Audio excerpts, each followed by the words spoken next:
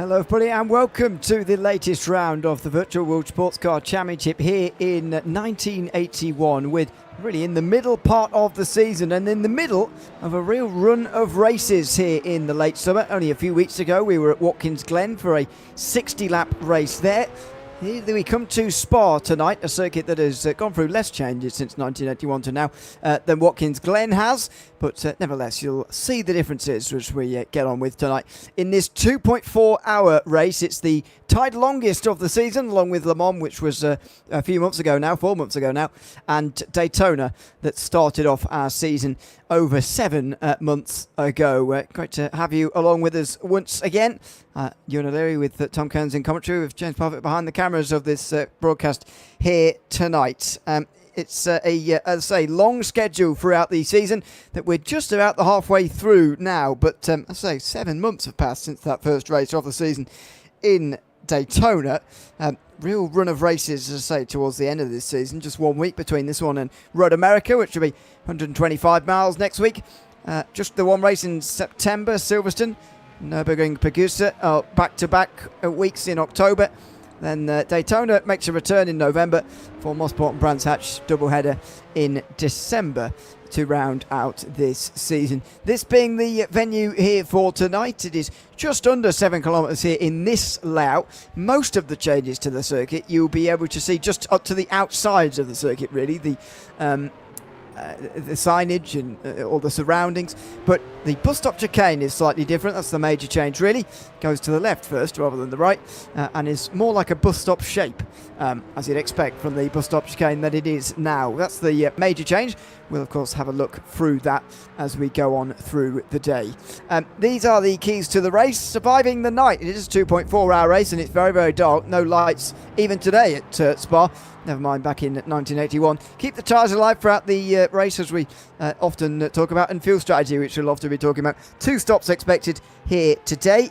120 litres 3 times should give you 2 stops over the course of the day. We'll keep an eye on their strategies, of course, over the course of the day. Well, let's take a look at the standings, the way they are at the moment. The 2-litre standings overall, Nicholas Kirsten leading the way in front of Eduardo Beninca. Only 1 point though between them. Dan Herlock only 3 points behind, and Johnny Gutierrez only 6 behind. Wouter de Bruin rounds out the top 5 with Magnus Dahlgren 6th place ahead of Oliver Day, Alessandro Smeraldi, Timon Subic and Bradley Sellers rounding out the top 10, with Smeraldi and Beninca's team leading the teams by 32 points as things stand. In the 2-litre AMS, it is John Uyen leading the way by only 4 points in front of Ross Smith. Jerry Chen's only 7 points back. George Andalidis only 12 back. Gonsalves 13 back, and Steve Carman 17 back. Those are the 6 contenders, really, you'd say, at this stage in the season, with George Andalidis and John Uyen's team leading the way by 5 points for Vinicius Gonsalves and Ross Smith. I believe that was a change from last week at Watkins Glen, when Ross Smith and Vinicius Gonsalves, who I don't believe was there, and Smith, who didn't have a great race, were losing points for that team indeed. In the under 2-litre Pro category, it's JT Tarmy leading the way, beginning to stretch a bit of an advantage. 10 points over Ethan Funk, with Alan Smith not that far away either. Then a bit of a jump back to Matt Wright, Ben Borman, Becky Lee Clark, who are all grouped in there.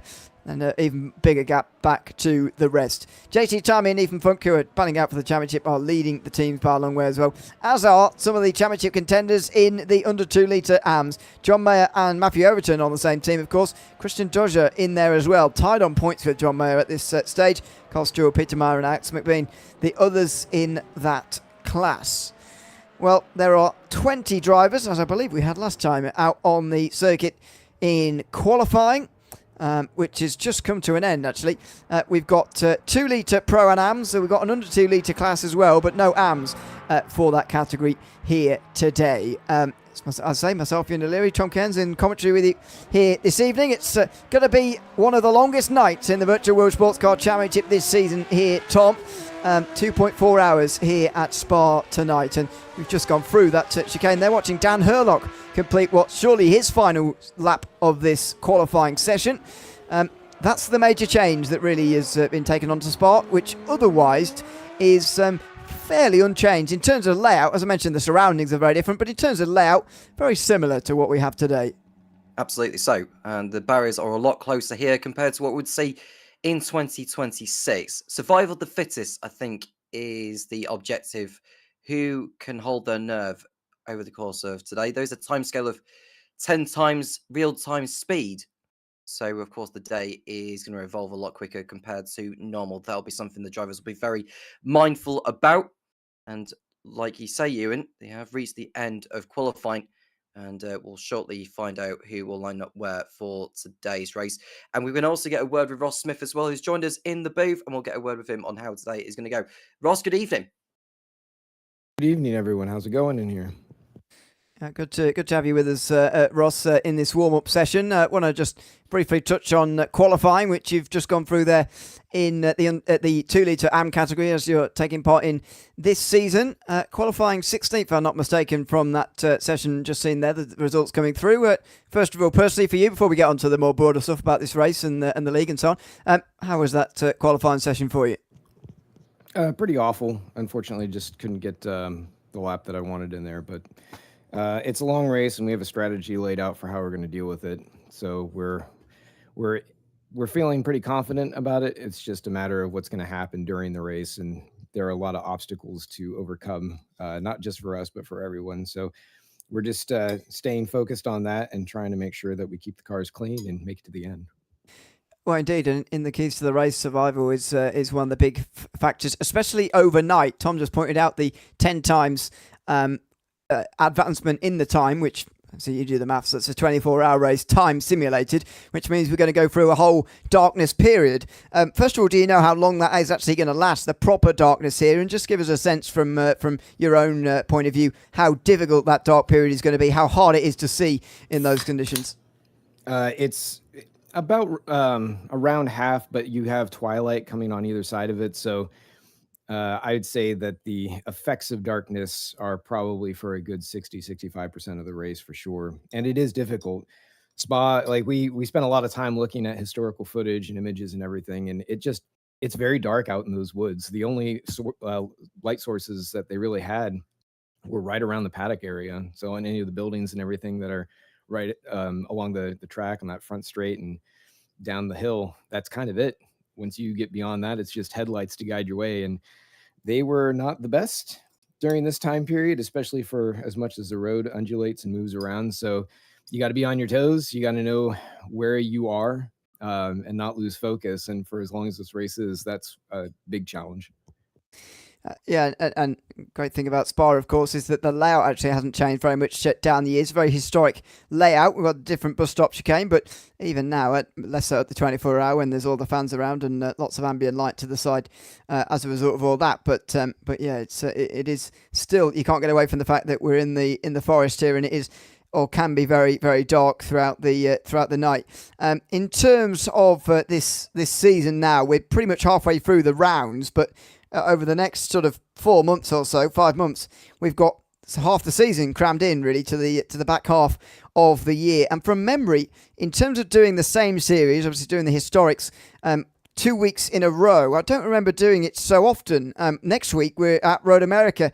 It's just 7 days after we come here as well. So busy, I'd imagine, for absolutely everybody at the moment, with double headers coming up, the first of a few here in the historics. How is that to sort of be involved? Maybe it makes no difference, but how is that to be involved in double headers now for a couple of times before the end of this season? Well, double-edged sword a bit, because at least you've got track time, and certainly with just understanding these vehicles, getting in the seat and moving around, you have a sense of where the car needs to be. Some drivers have commented that they've finally started to work out a sort of a baseline for where the car is good to set up from and kind of work from there just on the proclivities of each track. So yeah, it helps you that way. But yeah, like you're saying, it's a quick turnaround. There's not a lot of time.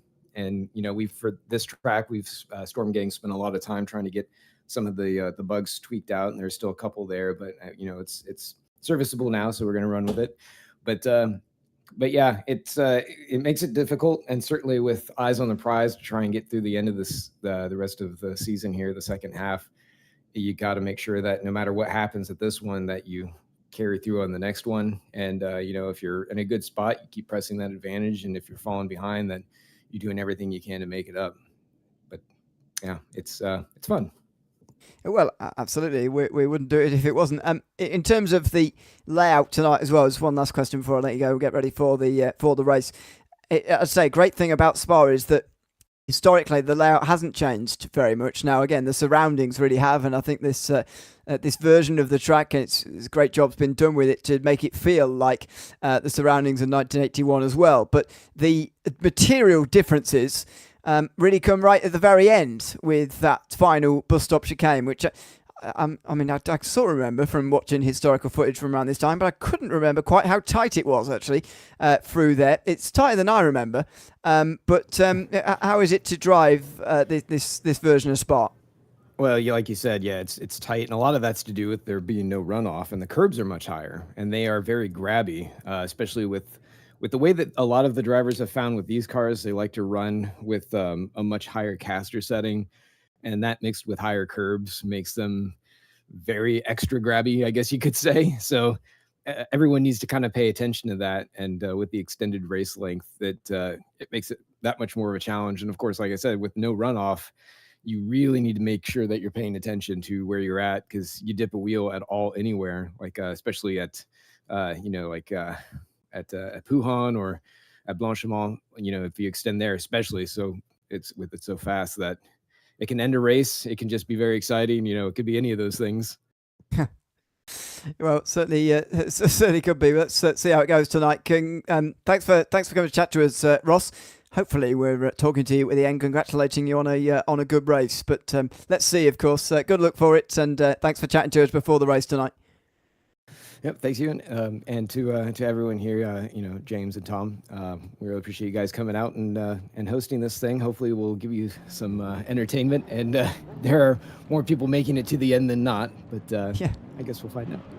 We certainly will. Thanks very much, Ross Smith, chatting to us before tonight's race in the Virtual World Sportscar Championship here at Spa, as we've been talking about in the old 1981 to 82 layout that was used just briefly in this time period with bus stop chicanes. Actually, the chicane was only put in 1981.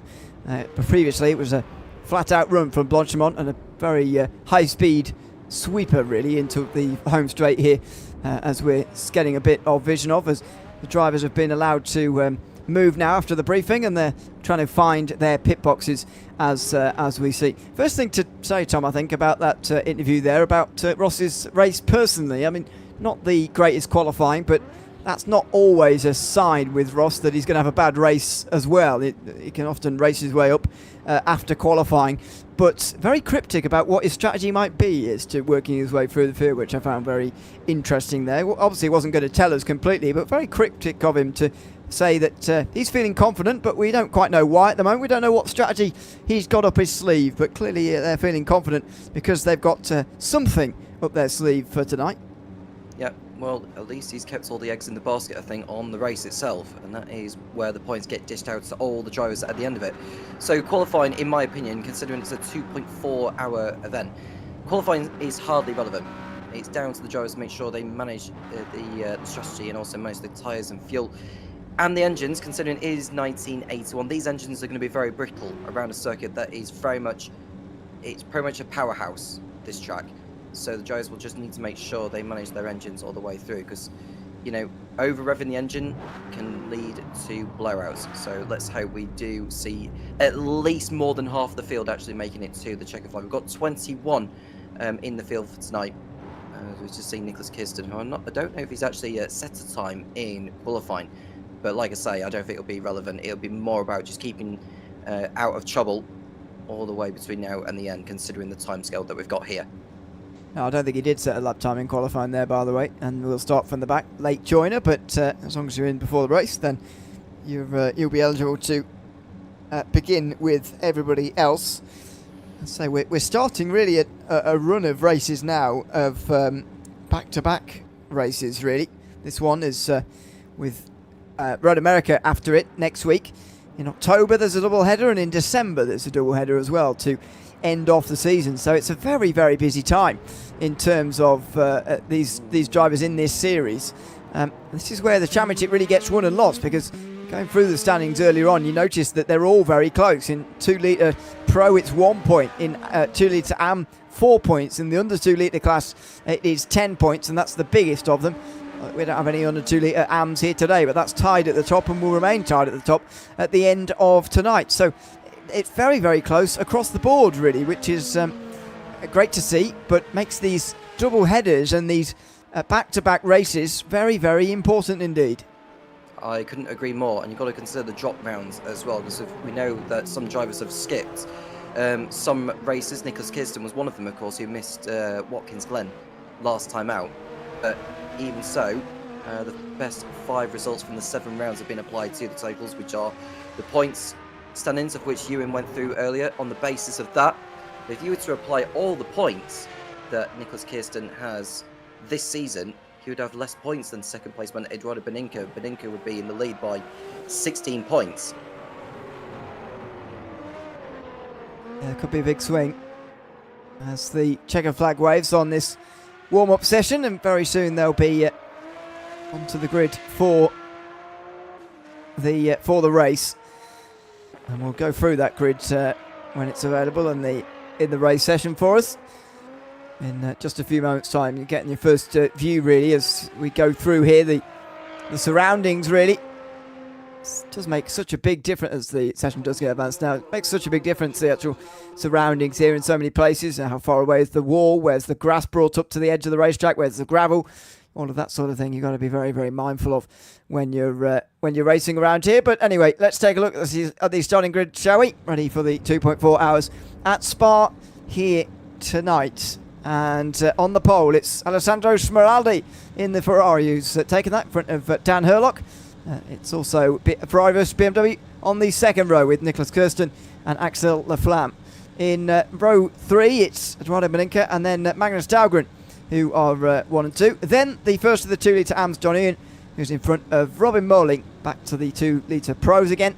Oliver Day is in 9th place, rounding out the top 10. George Angelidis, who's in the 2 litre Ams, along with John Ian, Roger de Bruin and Ryan Paulbert Reyes, rounding out row 6. Jules Lalonde is next to Daniel Scott, then Maximilian Petrovsky, who's third in the 2 litre Am category. Accidentally left his radiator blocker on after qualifying and blew his engine up, something terrible at Watkins Glen. He starts from 15th place out of JT Tommy, the under 2 litre pole sitter. Ross Smith is the 2 litre Am driver, starting from 17th, in front of Ethan Funk, who's an under 2 litre driver. Jerry Chen is a 2 litre Am, and Alan Smith, who's an under 2 litre driver again. Vinicius Gonçalves was the driver, who got in late and didn't set a time. Goodness me, off the start they go, and into turn 1, into a big crash down at La Source for the first time. That was a bit of a bash and a crash to begin with. Someone barrelling down the inside there as we got this race underway. And big incident in towards turn number 1. Through Eau Rouge they'll go for the first time and up over the top of the hill. The top 3 have gotten away. Oh, and a big crash at the top of the hill, right in front of the rest of the pack. Oh my goodness, thankfully they actually, for the most part, stay away from that. But a couple of drivers finding themselves into some very early trouble here. Absolutely. It looks like Dan Scott was involved in that at the top of Radion. There's no question that car will be hugely wrecked. The damage setup is at 75%. But even so, there'll be a lot of damage on that car. We're going to see a replay as to what had been going on. This is over at the start now. We're looking at, so this is Petrovsky, I believe, at the start. Laflamme at the start, getting taps around or involved in that collision, which really kick-started it. There was a huge concertina at the top of Radion involving Dan Scott. Don't know who else got involved in it because it was so far in the background we couldn't really see who was coming through. You can see the top 5 all coming through. So Dan Scott was already losing it at the bottom of Eau Rouge, clipped the barrier on the inside, and that's the issue when you've got the barrier so close. You basically pinball off those barriers, you're going to fall right back into the thick of the traffic, and that is pretty much the emphasis of Spa of 1981. Some of the things still remaining, though, as you mentioned, the bottom of the hill, slightly offline, slightly off balance, and it has its effects by the time you get to the top of the hill, and that's what happens. This is the leading group here, Herlock and Smeraldi. I mean, that's Dan Herlock in front of Smeraldi after making an overtake early on. This is through Blanchimont.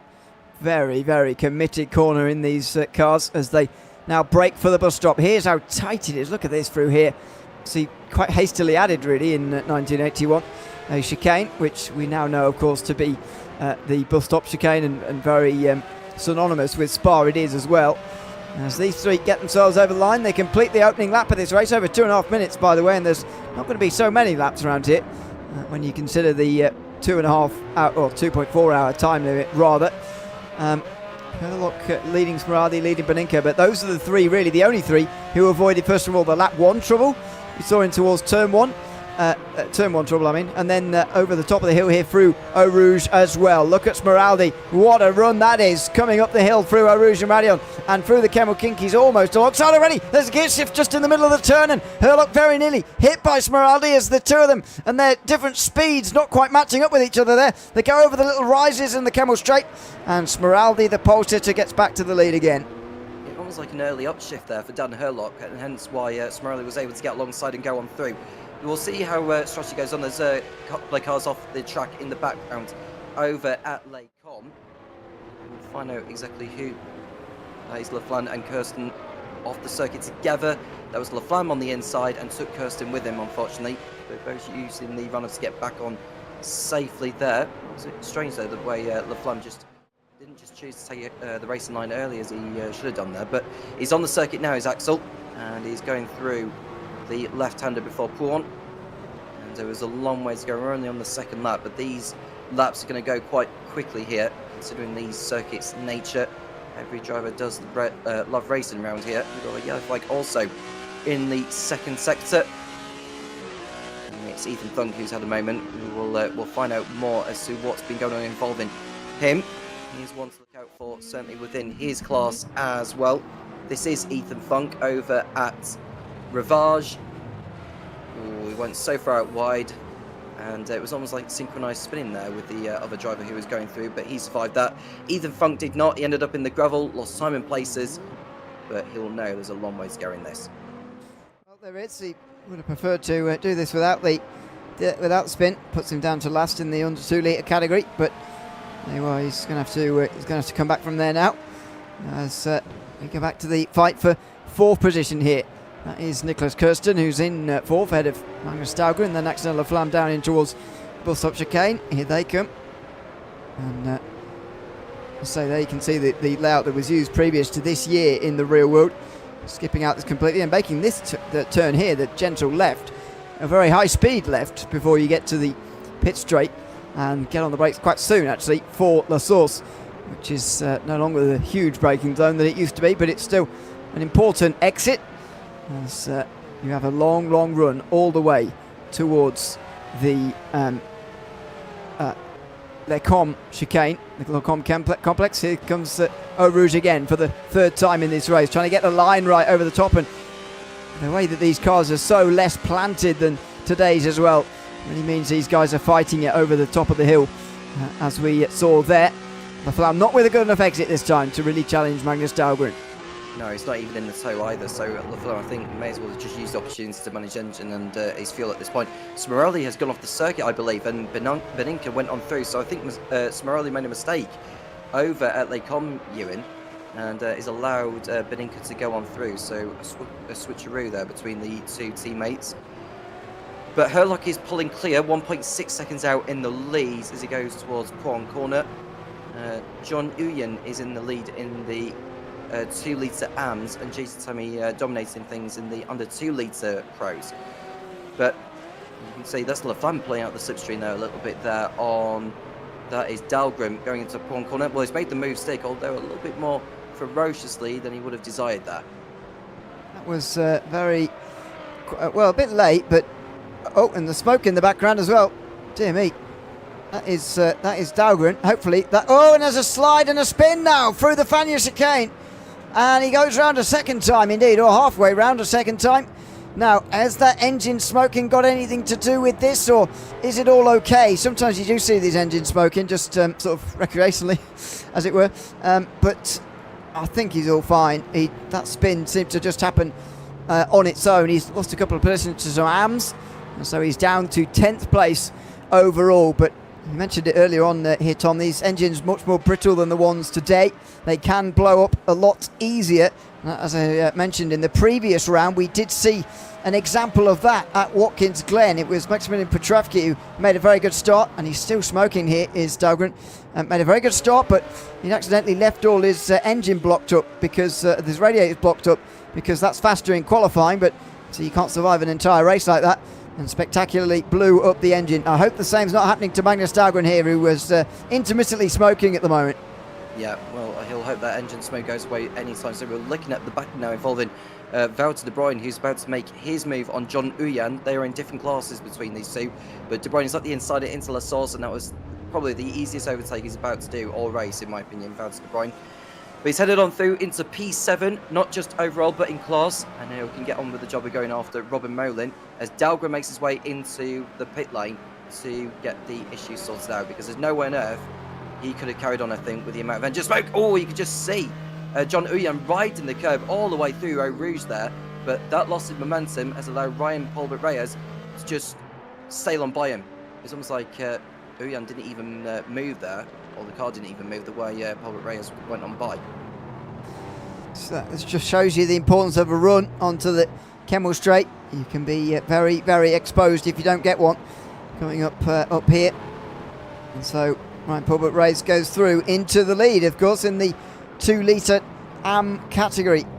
It's a very good start indeed for him. The other category leaders, JT Tami at the moment in the under 2 litre the under 2 litre category rather, not AM or anything. He's leading by a good margin over Smith and Funk as well, who's down the back of that class through Pouon. And Uyan's able to get a little bit closer, start to reapply that pressure here, but it would be a difficult overtake for him to make in the next few moments. Let's see as he comes towards the chicane.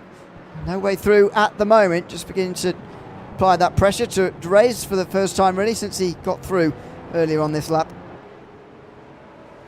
Obviously, Paul Rose just trying to pull out a margin. I mean, there'll be drivers doing their own games at the moment with how much they're pushing hard with the engine and how much they're pushing with the fuel. Because it's a long lap round here as well, Ewan.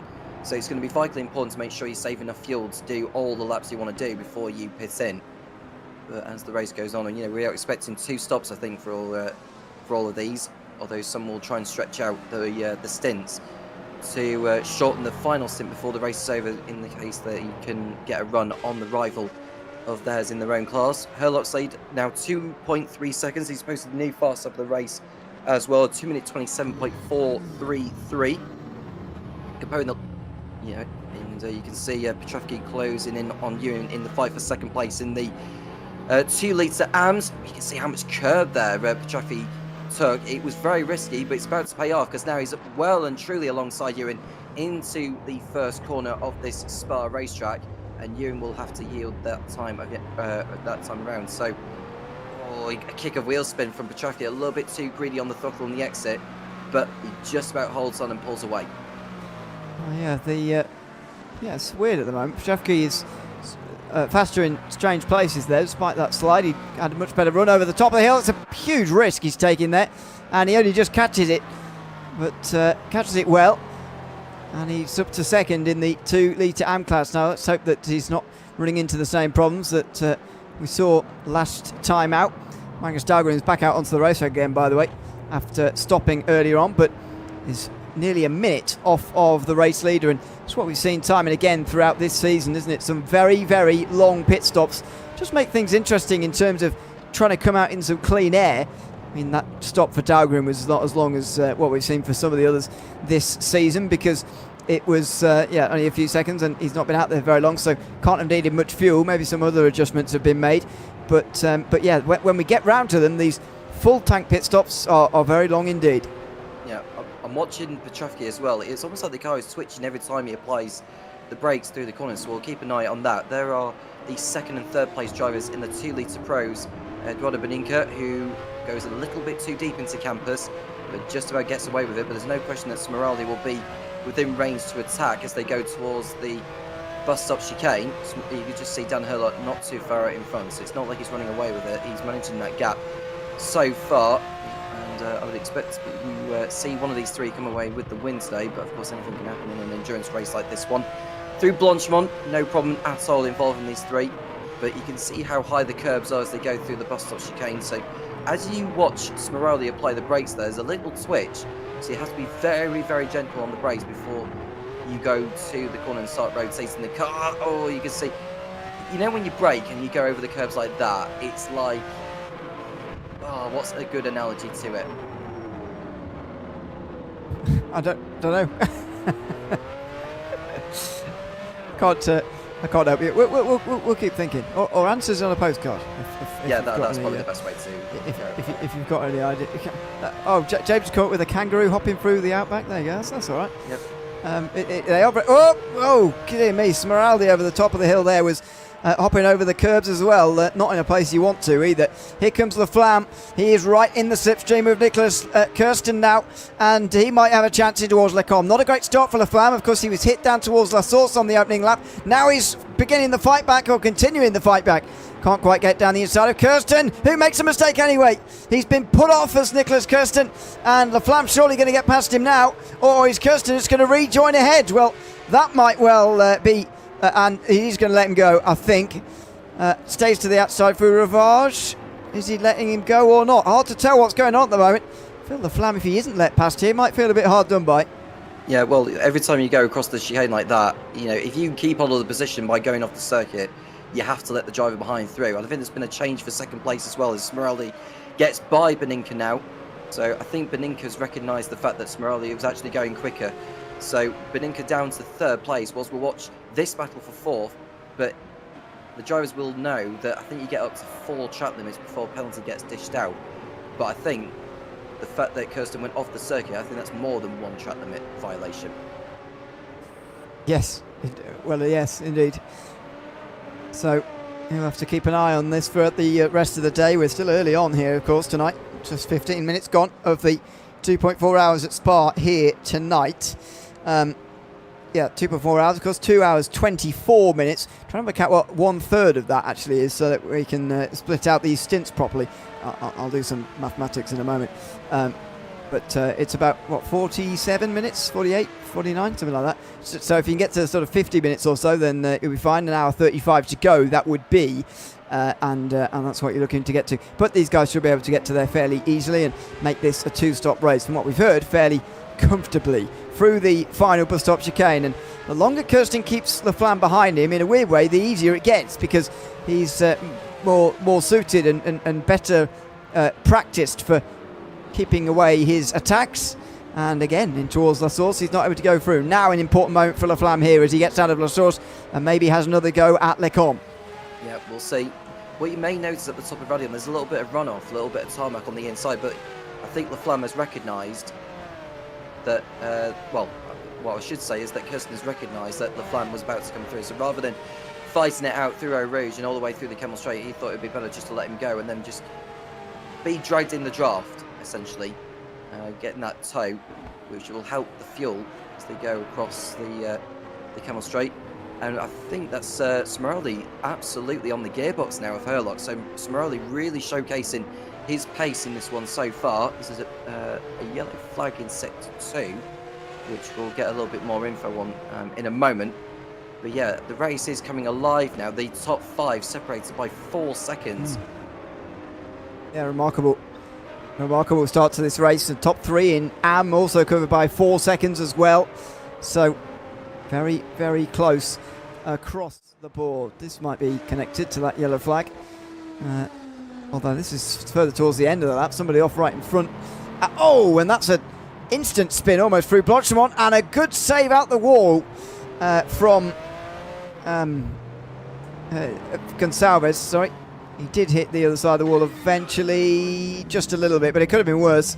He certainly could have hit the wall harder than that, so we'll get away with that. But Gonçalves just dropped to the back of the field to 21st, and the bad run for that team really continues on. I mentioned in the 2-litre AM category that the Tic-Tac-Toe Motorsports BMW team had lost their lead. Regained some of the points last time, but lost their lead previous to that, and it's 5 points at the moment. Well, that's not going to help, particularly Gonçalves down the back of the field, and Ross Smith in 4th place only as it stands. In fact, here is the battle between Ross Smith and George Angelidis, who's coming through here, or trying to get past for 4th position in the AM class. Yep, and this is going to be a good dice here, because Angelidis is looking to the outside into Lafagna on Smith, and I think Smith may have to yield that time here, because Angelidis was so much later on the brakes compared to him, and the Ferrari making his way past the BMW and up into 4th position in class. Smith still has the inside line, so if he is aggressive enough, well, not if he locks up like that. He just about got it slowed down, but that could have ended up seeing the pair of them colliding over at campus, but Smith did the right thing, so you let Angelidis go that time. That was quite dangerous for a moment there. It looked like the two of them were going to make contact. Smith is going to come through at a more conventional point. No, he's not going to. These corners towards Blanchimont are much sharper than they used to be. Than they are now, I should say. And that does make overtaking a little bit difficult on the way towards Blanchimont, and then takes away your chance a little bit when you get down here towards the bus stop, as they brake as late as they can, vault over the curbs down here, and come out the other side to the end of the lap. So Angelidis through on Smith, and it looks like Ross Smith down to 5th, but I get the sense from his strategy that this is not about running 100% all the time for Ross Smith, and he's got something up his sleeve for later on. Yeah, we'll see soon enough. If he can stretch out the fuel as well, that'll play into his hands, I think, in the final stint of the race. Dan Herlock's lead was slashed by Smeraldi on that last lap. Smeraldi was able to take over half a second out of his margin at the end of the previous tour, and they're very close. They're within 3/10 of each other now, 2/10. We could well see a change of lead in a moment. There they are, look, over at Pouan. Smeraldi thinking about when to go for it here. How does Herlock play this one? Does he play it safe and let him go and let him run his own race, or does he feel the need to get his elbows out?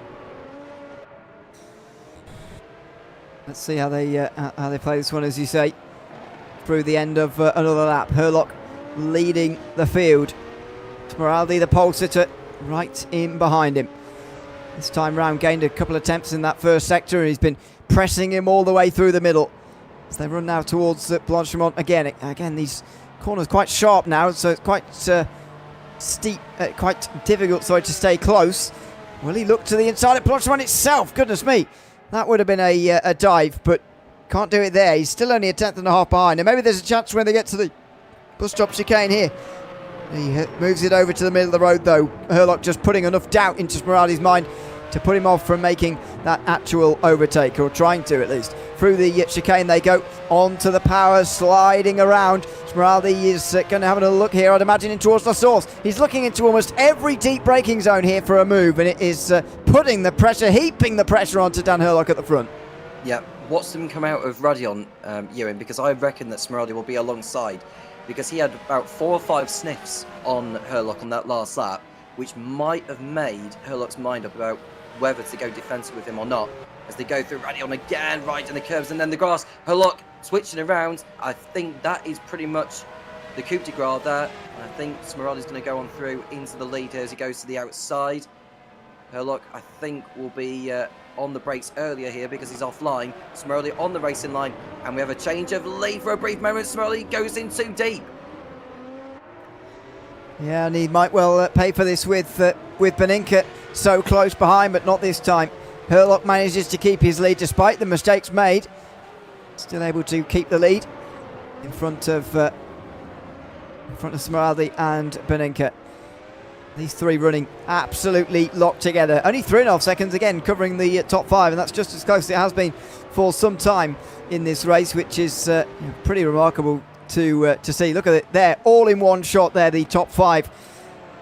Absolutely remarkable how close this is across the board. Smeraldi sliding his way through Pouan now, looking to try and stay as close as he can to Herlock and apply this pressure once again for the race lead. Has another look there. Can't quite make the move yet, and he is finding this tricky because, as I say, that was a real chance early on this lap in towards Lecomte. Through Lafagna, this is campus that they're heading through. You see how the number of times they go right in the curves and then just having to fight the car all the way through these two, but this is helping Eduardo Beninka further back as well in 3rd place. I don't know whether he's got popcorn in the car at the moment because it feels like he's got the best seat in the house watching these two tussling amongst themselves. But Herlock, he's definitely going defensive here. It's not like he's allowed Smeraldi to go by any means. but it's a matter of time, I think, before Smeraldi actually makes his move and go on through. But there's a yellow flag in sector 1, which has gone away very, very quickly. Smeraldi didn't have the best of exits coming through Blanchimont, though. Again, the running towards the bus stop, just not that conducive to side-by-side racing, unfortunately. It's a very positive thing of the new layout that it actually does provide that big overtaking chance in towards the final turns there. But not on this lap. Bit of a lock-up this time from Smeraldi. This time, last lap, he was looking almost imperious in the way of trying to get past Herlock. It looked inevitable. Not looking like that right now as he locks up in towards La Source. But actually, in these cars, you see run through Eau Rouge and Radion, which matters just as much for your chances at Les Combes. Up the hill he comes again, and look how close he's getting again. He's sliding this time into the grass though, and that won't help him. Herlock didn't have the best run himself, but Smeraldi runs wider into the grass, but it might not matter. Over the humps on the back straight they go, and in towards Les Combes. It's like a replay of the previous lap. He's on the outside, Smeraldi, but he breaks earlier this time. He hopes for a mistake from Herlock, who does go a bit deeper, but doesn't make the mistake that he was waiting for, and Smeraldi can't get past. Dan Herlock stays in the lead of this race. But again, every time they come towards Les Combes, he's looking under threat. Yeah, I mean, Smeraldi recognised from last time that the outside line to pass Herlock wasn't the way to go, so he backed out of it wisely before they got to the corner. This is over at the bus stop, and that's Angelina spinning by taking too much curb, unfortunately.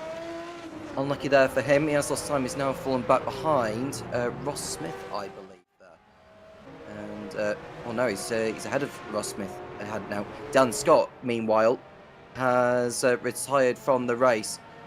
So it's a big shame there. Dan Scott, who had that shunt in the barrier at the start at Radion. This is at Blanchimont.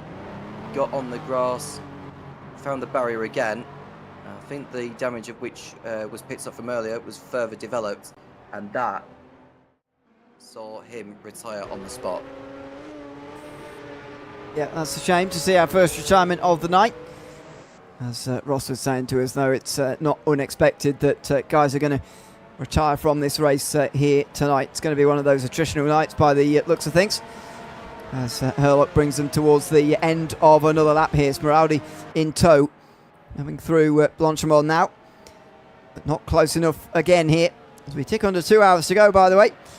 First half an hour of this race almost complete. Herlock, oh, and he does get it wrong this time.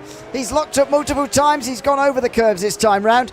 And so Smeraldi is able to get closer, but then he makes a bit of an error, sliding his way out of the bus stop chicane.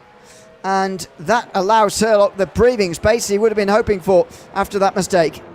Yeah, the fact that he went over the grass, I think, gave him a little bit of advantage, because when you ride over those curbs, you're not increasing speed at all. Whereas if you went over the grass, you're more likely to increase your speed through the corner. So in my opinion, I think Herlock had gained an advantage on the exit, but we'll see how it plays out in terms of the chat limits later on in the race. Can Smeraldi get the run out of Rouge? No, oh, no, he can't. That is the closest that Smeraldi had been to end up in the barrier at the end of it there. And Beninka, there's no doubt, I think may end up going into second place, as he's a lot quicker than Smeraldi at the moment. And so Beninka goes into P2. But that was a terrible mistake there from Smeraldi. A golden opportunity missed to go past Herlock when Herlock went off the circuit, and then Smeraldi made an even more ferocious mistake, if that's the right word to call that one. But yeah, that was so close to Smeraldi's race ending right there and then. It was a good save over the top of the hill there, absolutely. I think they would take the biggest advantage of it and take the position as a result of all that. So Beninka moves through. Will Smeraldi let Axel Laflamme through? Well, not quite in the amicable way that he let his teammate through there, but he may well not put up too much of a fight if a mistake like that is made. And yeah, maybe the presence of his teammate here will help Smeraldi in a sense of just taking a little bit less risk, because he has been taking an awful lot of risk, I would say, to actually try and overtake Dan Herlock for the lead at what is realistically an early stage of the race, where whoever's leading is, well, there's certainly no points dished out at this point in the race. It's all in 2 hours' time, and it's probably a good thing for Smeraldi to be reminded of that, sat behind his teammate. Yep, this is Laflamme right behind, just waiting to make his move. It was a lock-up as well from Smeraldi, so this lap is probably the most erratic that Smeraldi has had all race so far. He probably just needs to calm down at this moment in time and just get back into a rhythm and go again.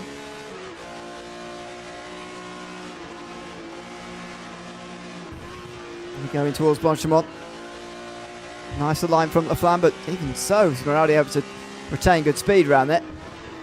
And he's locking up. Oh, he'd be careful of hitting his teammate here, and he had to be, but he gets away with it in the end, and Laflamme gets a very, very big slide coming out of the corners over the second part of that chicane now. And well, what do they do with these teammates again here? Beninka in front of Smeraldi because of that mistake that we saw from Smeraldi, but does that mean they're just going to reverse themselves the next time they've got the chance to? And well, Beninka slides slightly out of La Source, and suddenly Smeraldi is alongside, though he's pulling out a line and letting Laflamme alongside him in towards Oruch, who's going to back out. Somebody's got to, and it's going to be Smeraldi in the end, and so he loses that top 3 position, and I'm not sure that that teamwork went quite as planned. No, but full marks to Laflamme's bravery there and going for it on the inside. But Beninka, or Smeraldi rather, has got a lot more power, so he's just absolutely sailed on by back ahead of Laflamme on the entry to Les Combes. And it looks like the Ferraris have the upper hand in terms of straight line speed compared to the BMWs. Certainly did there at the run towards Les Combes. Here's the under 2 litre battle between Ethan Funk and Alan Smith at the moment. The class leader is still JT Tami, who's 12th overall, by the way. These two fighting for 18th position overall, so giving a bit of love to the other classes. Lancia versus BMW back here in this Group 5 series. See the bodywork that these cars have got on, the strange shapes and sounds of these cars is a great era of motor racing, and I think that BMW had certainly a real show of just how crazy the bodywork can get on these category of GT cars, and just what a great thing to look at they are as they come in towards La Source. And Smith trying to get that BMW in front of Ethan Funk with a nice run out of La Source first and foremost. Yep, and the run out of La Source was all right. I think Funk's exit was even better, so Smith will probably have to wait until they come on straight. You probably won't realise how much time you can gain depending on the differential, the difference in speeds on the exit out of Radion. That was what I was trying to allude to. And you can see the pace difference there between the Lancia and the BMW. So, you know, you can just see the difference on the exit, but it depends on the line you take through the corner and the curb that you take as well. But you can just see absolutely dice now. 2 for 0 for second place in class are Funk and Smith. The only car behind them that he's not in the same class as they are is Goncalves, who had that spin earlier at Blanchimont. And we're going to have a look up front again, because that's Laflamme right behind Beninka now in the fight for second place as the light begins to really fade around here, and the challenge for these drivers is going to be different compared to 5 to 10 minutes ago. Yeah, you can already see the difference it's making. Ross said that including the twilight periods, the sunset and sunrise periods, could see sort of 2/3 of this race under darkness or part darkness here. Well, I don't know if he's counting this as top part darkness yet. I wouldn't be, even though the headlights are making a bit of an impression on the road. Just over half an hour in, so yeah, that is probably the case. 60% if this is indeed being counted. I mean, already it is making a big difference. The time difference, the accelerated time progression here, 10 times. So 2.4 hour race made into a 24-hour race in terms of time elapsed. And I think it's a good idea as well to have it, isn't it? This dark period as well, to really simulate the 24 hours of Spa in just 2.4 hours instead of 24. Yeah, Smeraldi on the last lap, Ewan, has lost around about 8 or 9 seconds. He's now down in 5th position behind Nicholas Kirsten, who is quietly made his way through the field, and Smeraldi has been off the circuit, we've been told, and we're going to see whereabouts he'd done it. Is this over at Les Combes? I think it is. So there we see Smeraldi. He locked the rears up, couldn't get it slowed down, and went for a little bit of lawn mowing and a little bit of a jump. He joins quite nicely, but yeah, he makes a mistake and drops even further back. So the pole sitter in this race is not feeling comfortable at the moment. As well, I'll take back what I said about the darkness earlier on. It is getting dark now. I'm going to count this. It's not fully dark yet, as you can see in the sky especially, but as far as actually being able to see where you're going is concerned, it's very tricky. It's a great point that Ross made as well, because as I say, in terms of the darkness, Spa hasn't actually changed that much in the history of the 24-hour race. Morality very, very sideways there, coming out this chicane. Yeah, this 24-hour race has taken place since 1924, with obviously some years off for the obvious, but it's been running a very long time, and right from back then to now, the darkness in the forest is very, very similar, but even more so here. There's no Ferris wheel lighting up the sky or anything like that. There's no crowd on this on the side of the road to sort of lighting it up a little bit.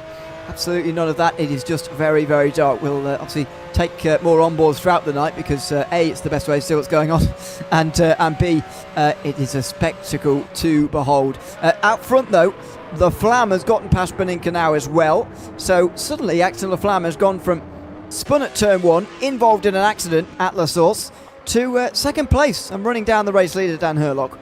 Yeah, I think the fact he was at the back of the field, they gave him the wake-up call to make sure he made up all the ground and go back into second place, which is where he is at now. Another driver I will mention is Magnus Dahlgren. If you remember, he was suffering engine issues, which forced him into the pit lane. He's now up into P11 overall, but he's still got a long way to catch up. He's chasing after John Uyen, who is sitting in third place in the 2-litre Rams. Yeah, I can't be sure that Dahlgren did actually, because I'm kind of hesitant to say that he came in for engine issues, Dahlgren, because I'm kind of thinking, well, what would he be able to do that would help? But maybe that is the case. He's flashing the lights here, as if to say, today go on past or don't go on past. Dave responds with another flash. Oh, that's John Ian rather. Not that makes a lot more sense. They're not in the same class there. So Dahlgren gets past John Ian, flashes the lights between the two of them. I think they're just saying hi, and that's the end of that. But it is a position on the overall leaderboard. He's into the top 10 now, Magnus Dahlgren, and yeah, making a very solid recovery, because as you say, he's the only driver to have come into pit lane and come back out again. But you'd imagine he, like everybody else, has still 2 stops to go. So it's not like he's done one of his 2 stops and he's now fighting his way through. I think he'll probably have 2 stops to do after that first one there, unless there's some real fuel saving, I'd imagine, in the remainder of this race. So we shouldn't be too far away from the first round of stops. We're 35 minutes into this race, and you can see Dahlgren pulling away from Uyan and going after Max Petrovsky, who's sitting in the 935 Porsche. The battle for the lead has died down a little bit. It's 1.3 seconds between Herlock and Laflamme, who was pulled away from Beninka since he got by him. So Laflamme pretty much coming into his zone. The last lap he did was a 2-minute 30.5, which is nearly 8/10 quicker actually than what Herlock did. So this is really coming back again at the front of the field. But it has felt like Dan Herlock has rather inherited the race lead, really, from the bits and bobs that have happened so far in this race, and he's just sort of holding it.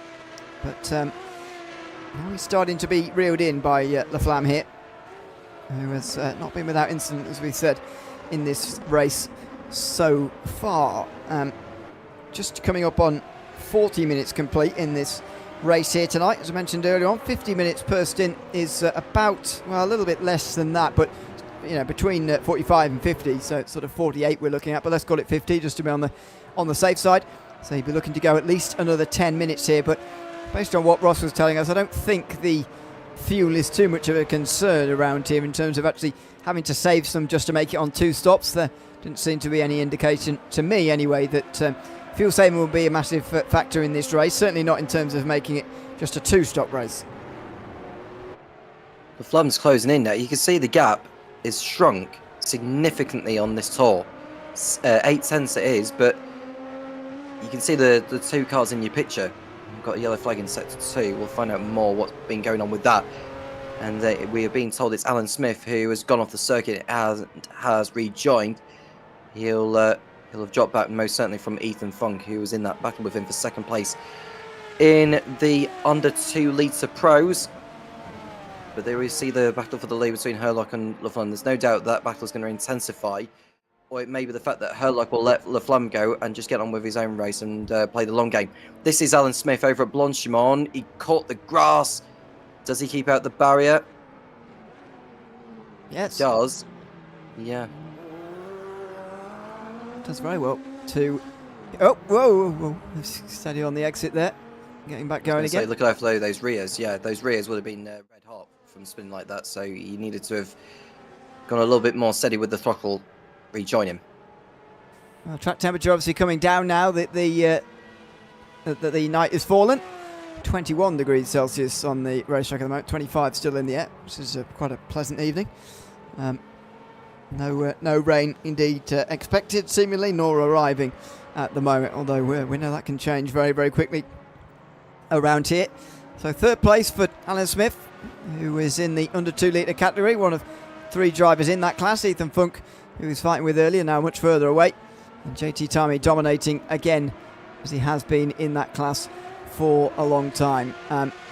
Meantime, this is the battle for the lead. It is Dan Herlock versus Axel Laflamme, and it's a story of success so far for Laflamme, recovering from his lap 1 trouble. Now, though, he's got to pass the race leader to take the race lead here for the first time tonight. Yeah, this is the closest he's been to the lead already. No lapped cars yet in this one. The leaders will eventually be catching up to the likes of Goncalves, Smith and Funk very, very soon. Through P1 corner again. And Laflamme's just taking it easy. He knows there's no need to rush at this moment in time. I wonder if the fact that the fuel's burnt off so far, has that given Laflamme a little bit more of a prompt to go after Herlock before the pit stops arrive? Because he perhaps maybe struggled at the beginning when the cars were so heavy on fuel, but when the fuel's burnt off, that's when he comes alive and comes into his zone. Well, I wonder really what is at play here, because we haven't really got a view on a proper stint for him, in a sense of a clean stint for him. Obviously, being taken out on lap number 1 means that he's sort of behind everything, and he's recovering for the entire rest of the stint, which makes it a little bit sort of a false scientific experiment, really. I wonder what's going to happen next time round, whether we see something in the early part of the stint that begins to wear off as the fuel burns away. As we know, we're going to get 3 of these stints over the course of the day. As Herlock has a little bit wide there coming out of the bus stop, and Laflamme to capitalise on that and get closer again. So as they cross the line with pretty much exactly 40 minutes gone, and pretty much getting up towards a third of this race, and that pit stop window opening, Laflamme is really on the back of Dan Herlock now and applying the pressure.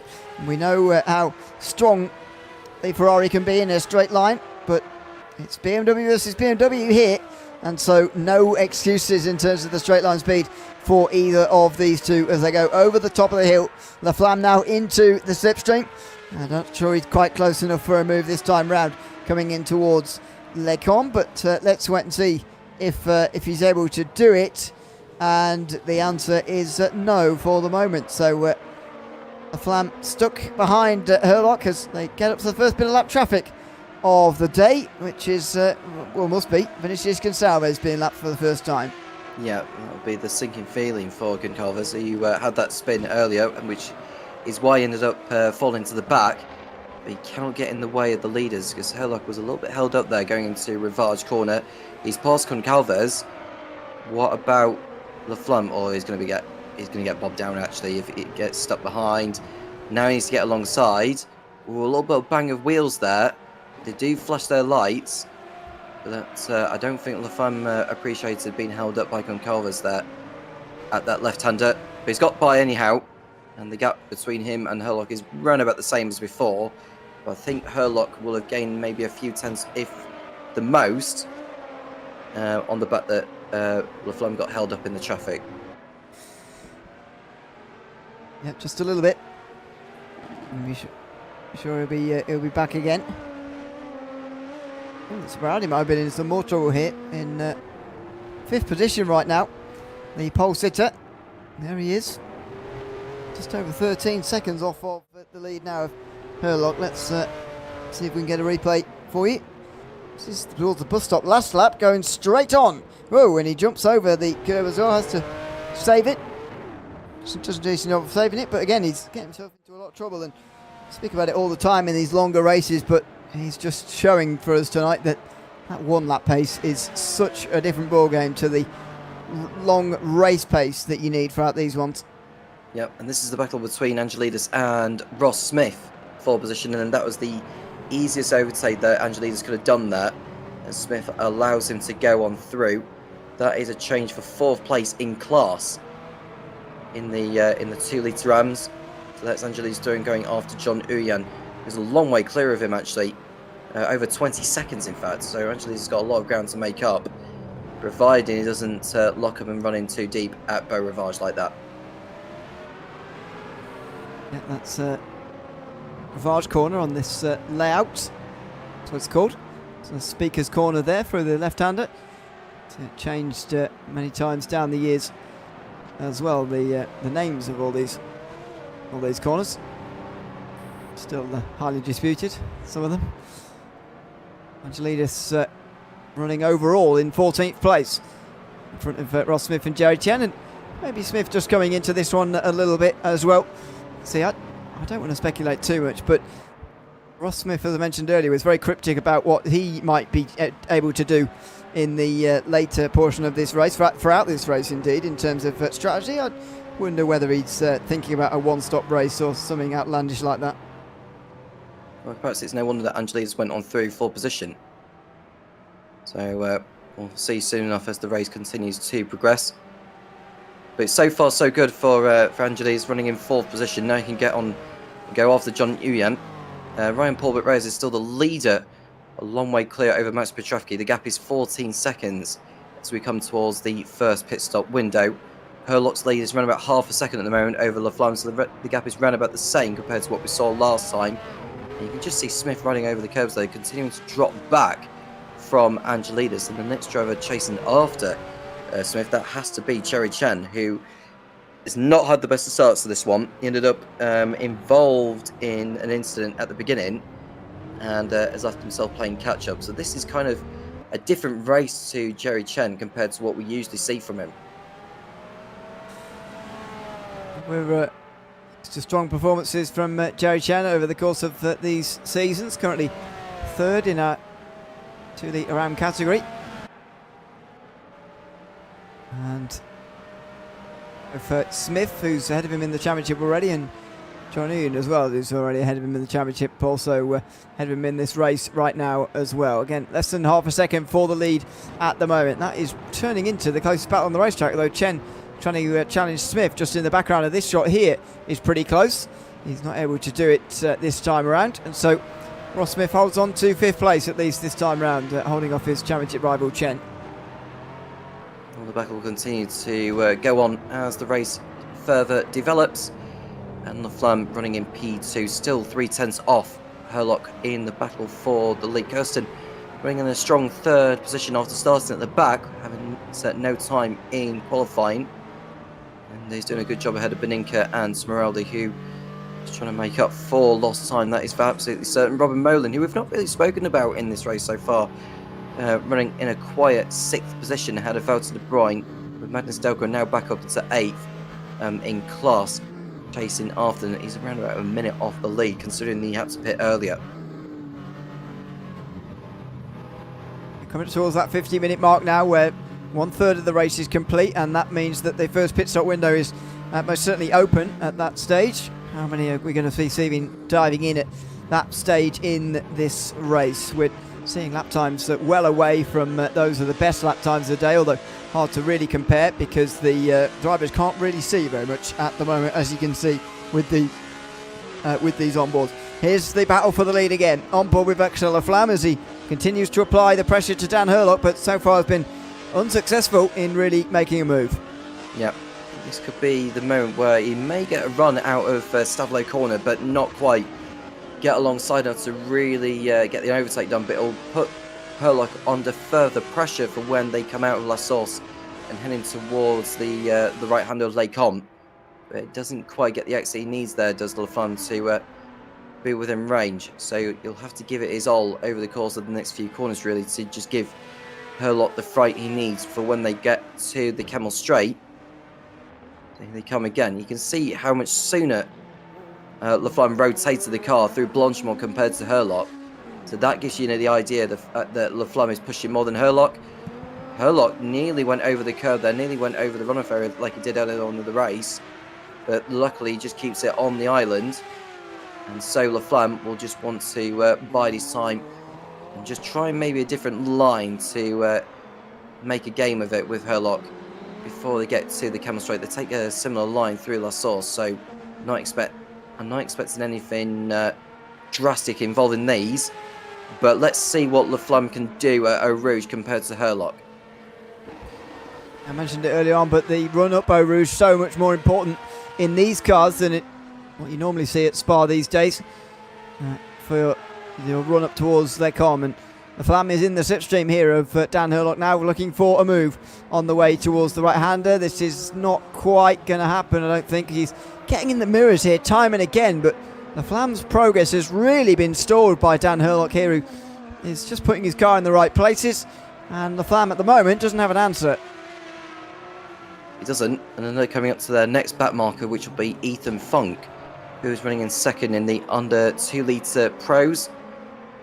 As the top two in the 2 litre pros go through the right-hander of Ravage and down the hill once again.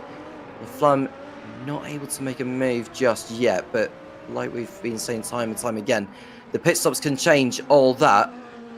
The pit stop times as well, Ewan, will be something to look out for. Whether Laflamme may decide to do a shorter one and go all flat out before the final round of stops, or whether he wants to try and do maybe the same strategy as what Herlock is doing and overtake him on the circuit. I think he'd rather do it in the pit lane, but he might not have a choice. Let's see.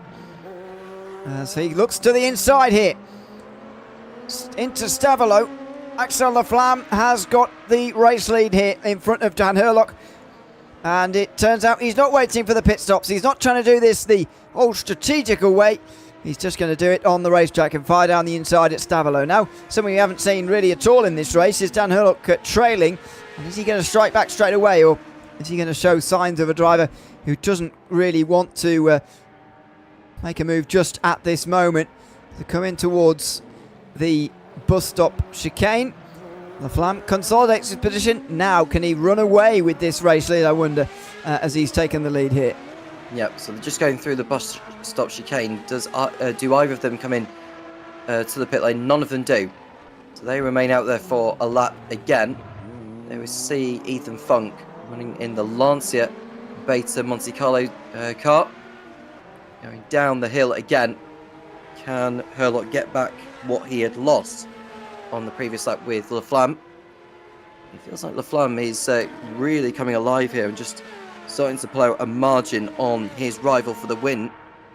And it feels like Nicholas Kirsten's dropping further back, but like we say, the pit stops can change all that in regards to how long each driver remains in the box for. So what you see now may not be the order by the time the race reaches its conclusion. Funk is now lapped by the leader, but he's holding up Herlock, and that is only going to displease him. Yeah, it's frustrating here. Now he'll get to the inside. But that will have just cost him just a little bit. Not loads, but will have cost him a couple of attempts that moment there. Now, can he bring that margin back again? As I mentioned earlier, we've not seen Herlock in this position really since the very beginning, when he took over the race lead at the expense of the pole sitter Smeraldi. And since then, it's been all Herlock. But now he's got Laflamme imposing on him and leading this race. Indeed, he's taken to this very well, is Laflamme, and he now leads this race by just over a second. Doing a fine job so far. Do get involved in the live chat as well, folks, in case you wish to have any questions for me and Ewan to answer. Ryan Paulbert Reyes still in the lead in the 2 litre AMS. It was 14 seconds the last time I was talking about the gap between the leader and in second place in that respective class. It's now coming up to around about 16-17 seconds, so Reyes gradually extending the lead. But there we look at Laflamme and Herlock still nose to tail towards Blanchimont. There's no other battles that are as close as this one And that is going on. Petrovsky and Uyan are close as well, but not as close as these two. No, certainly not. And yeah, now for second. This is for first overall, and indeed in class as well. So just over 90 minutes to go, and that 1/3 mark is well and truly gone now. Fuel seems to still be absolutely fine. In fact, they're not really stopping with any frequency at all. Halfway, by the way, will be 1 hour and 12 minutes to go. So there's another 20 minutes away, which might well make things a little bit more difficult for these guys making a one-stop, if that is indeed possible here today. Up the hill again. Herlock is just losing time down the back straight here, even in the slipstream of the Flam, and it's giving the race leader some security right now. Although Herlock can't complain too much. He was enjoying a race lead himself up until very recently for the majority of the opening of this race. First 45 minutes or so, he was enjoying the race lead and having to fight to win it back again. So answering the question in terms of Herlock saving fuel, I'd be inclined to say yes, but not an awful lot, because he still wants to be within range to have a go at Laflamme later on in the race. So Herlock, I think, is playing the safe game, but he's not like saving fuel a lot compared to maybe how Laflamme has been saving. I think Laflamme has been going a little bit more aggressive on this first stint compared to Herlock. Nicholas Kirsten running in 3rd position at the moment. As we can see, a yellow flag in sector 2, which has been kind of flickering. So we'll find out more. We'll find out more what's been going on with that.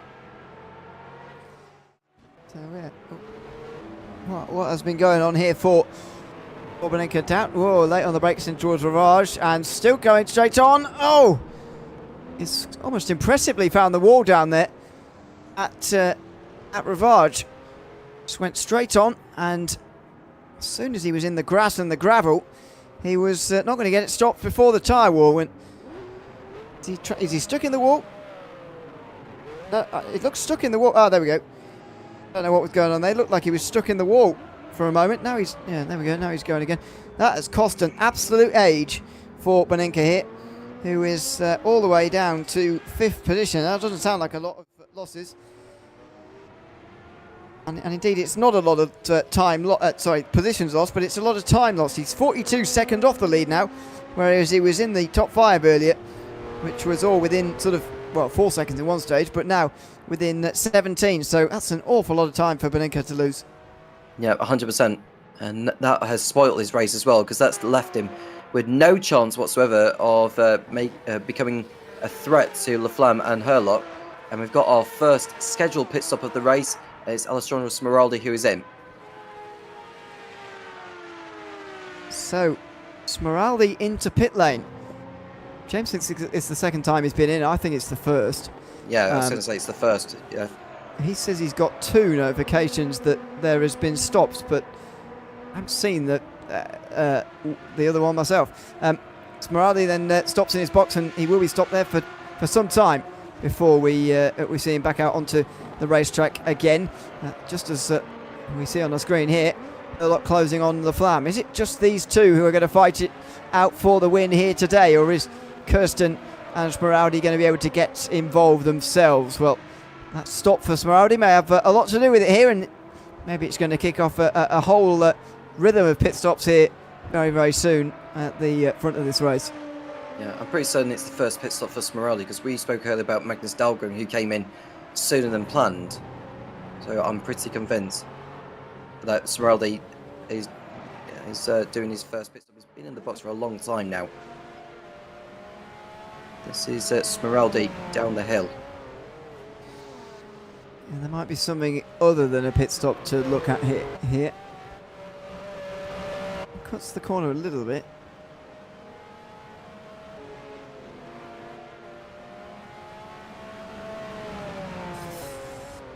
Yeah, I think that is a glitch in the system.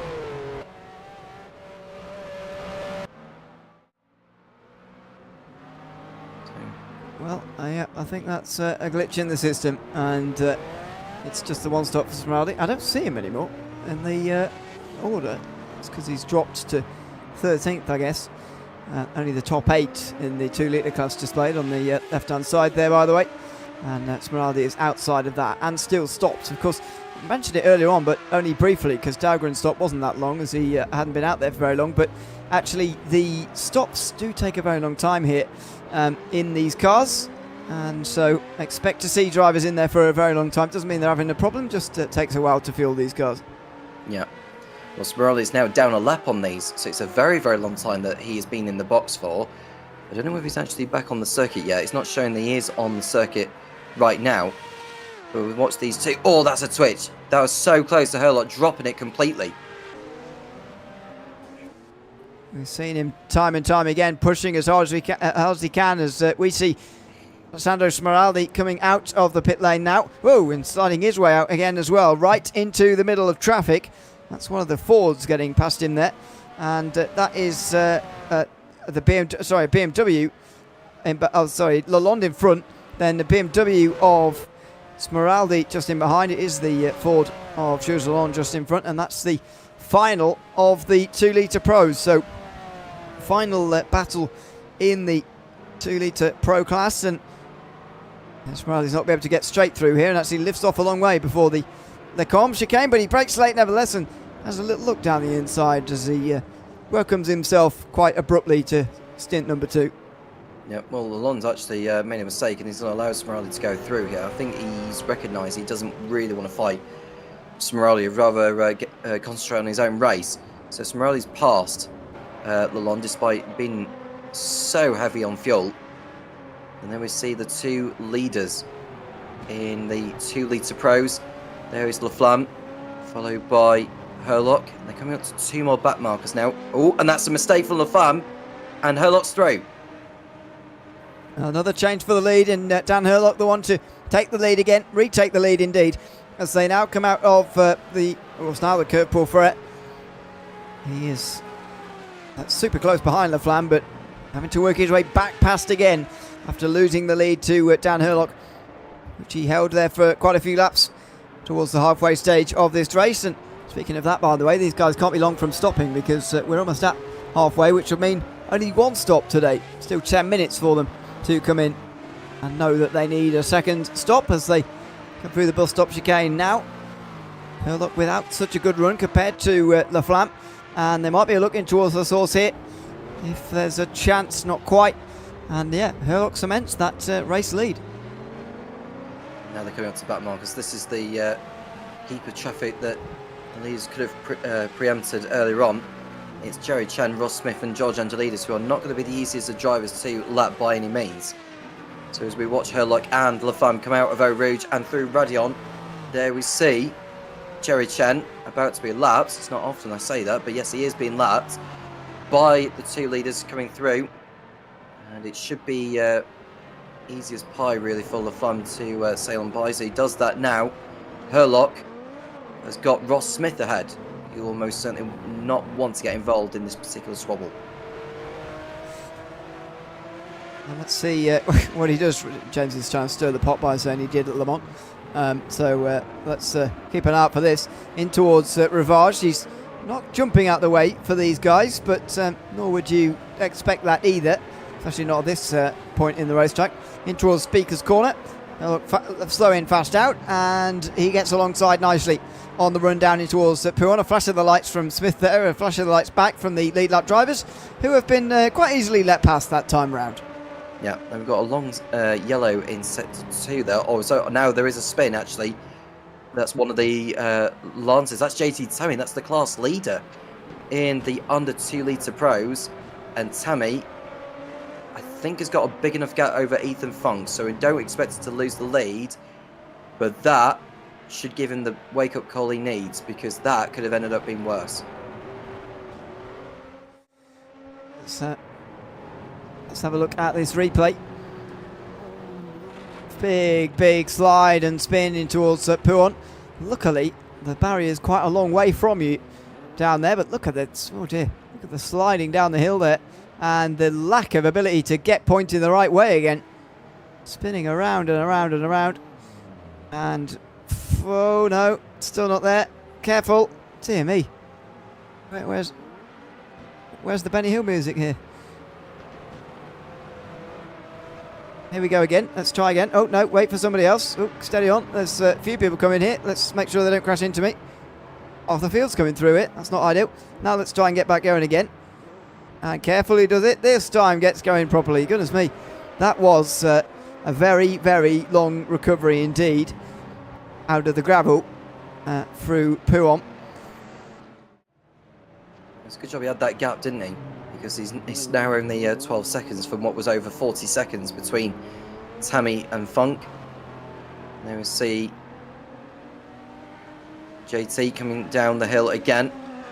He's sat in front of, I think that has to be a car. There's a lap ahead of him who's sat behind.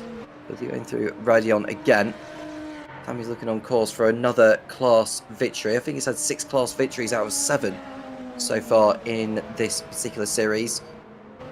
And he's looking to make it 7 from 8. That is for absolutely sure.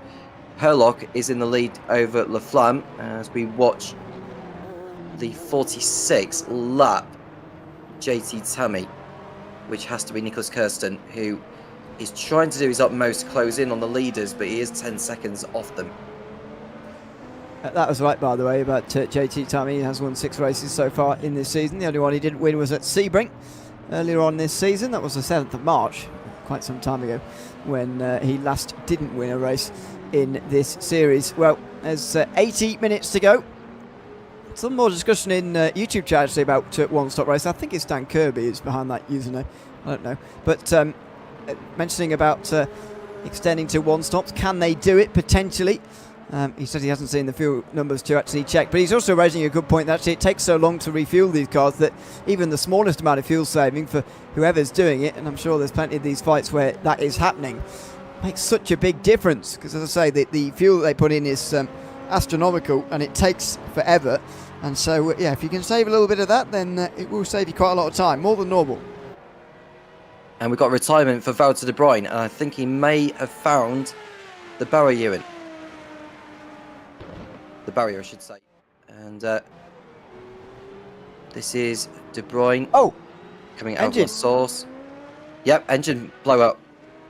We could try and see that from the cockpit view. We might be able to see if he downshifted or put it into a gear that he didn't want. Oh, maybe we won't. The dashboard is, I forget, not, it's analog, of course. But yes, that seems to be a downshifting thing down towards turn 1 and just blowing up the engine. Again, we take these things for granted a little bit with these modern GT3s and all these other prototypes in the modern world, that they have a bit of a capacity to deal with if you accidentally downshift too soon or something like that. Good job he blew his engine at the source, because he could go on a few metres further of the race coming down the hill there. But ultimately, it's a retirement for Wouter de Bruyn, who blows the engine. I mean, it's a fact of the times these cars were in. They're much more susceptible to these engine blowing, and we've seen one of those tonight now for de Bruyn, who sadly is out this race with still more than half of it to go. Yep. And Laflamme is in, so he's the first of the leaders. Well, I say first of the leaders, second of the leaders coming, because Smeraldi came in earlier. But this is a chance for him to try and get the jump on Herlock in the first round of stops. Herlock, we expected him to stay out because it looked like he was saving fuel a little bit earlier to just try and stretch out for another lap or so, and that is exactly what he is doing. At least one more lap. Can he even make it to halfway? He'll only need one more lap after this one to, well, maybe 2.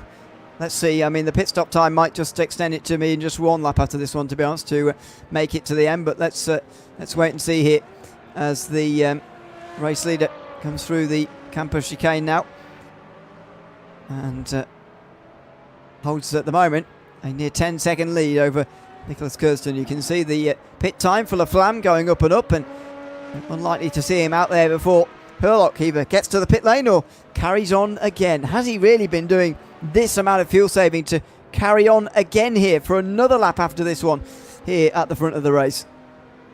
So if he stayed out an extra lap, how will that impact the second stop for when he comes round? Because if he's doing a longer stint slightly compared to what Laflamme is doing, surely he's going to save a bundle of seconds for when that second stop comes around. We've got a long yellow flag in sector 2. We'll find out more in a moment. But we want to see whether Herlock actually comes into the pit lane at the end of this one. We've been told it's Jerry Chen who brought out that yellow flag for a brief moment, and it's contributed to a non-finish for him. It has, as Herlock carries on again. You mentioned the second stop. I wonder whether we're in the territory that Herlock won't need a second stop. These pit stops themselves are so long that maybe, I mean just maybe, he might be able to do this without stopping twice. I think that rather cryptic message that Ross Smith was giving to us earlier was maybe something to do with that, although plenty of other people seemingly have had the same idea. Only Magnus Dahlgren, who came in very early, and Alessandro Smeraldi have been in so far. Sadly, there's others who've been in the pit lane, but they're out. Obviously, De Bruyne with that engine failure, and Jerry Chen now also with an engine failure. We think we'll have a look at a replay. Oh, it is another engine failure. The Porsche gone this time through the middle sector. A terrible shame for Jerry Chen. A rare sight as well. I mean, he didn't even finish the last time at Watkins Glen either. I think he got caught up in some form of mishap, didn't he, with someone else. But this time, it's a mechanical issue for Jerry Chen. And that's the front engine car blowing up before he knows it. Oh, and someone just trying to get out of the way there. I think he didn't realise that Jerry Chen had pulled up. Well, thankfully it was off the road there, but that's a big moment for the championship contender there, Jerry Chen. He's got one more drop week to fall back on, but as you say and point out, that is 2 in a row now. According to the notes, it was an engine failure at Watkins Glen as well. I don't remember it, I must say. That's not saying a whole lot, but I don't remember it. Anyway, he's DNF'd again here, Jerry Chen. That's the top of the bottom of it, and this puts this man in a much better position. John Uyen, leading that championship, is now seeing one of his rivals retire and one of his other rivals behind him in Ross Smith. So John Uyen's championship lead looks to be getting bigger after this race.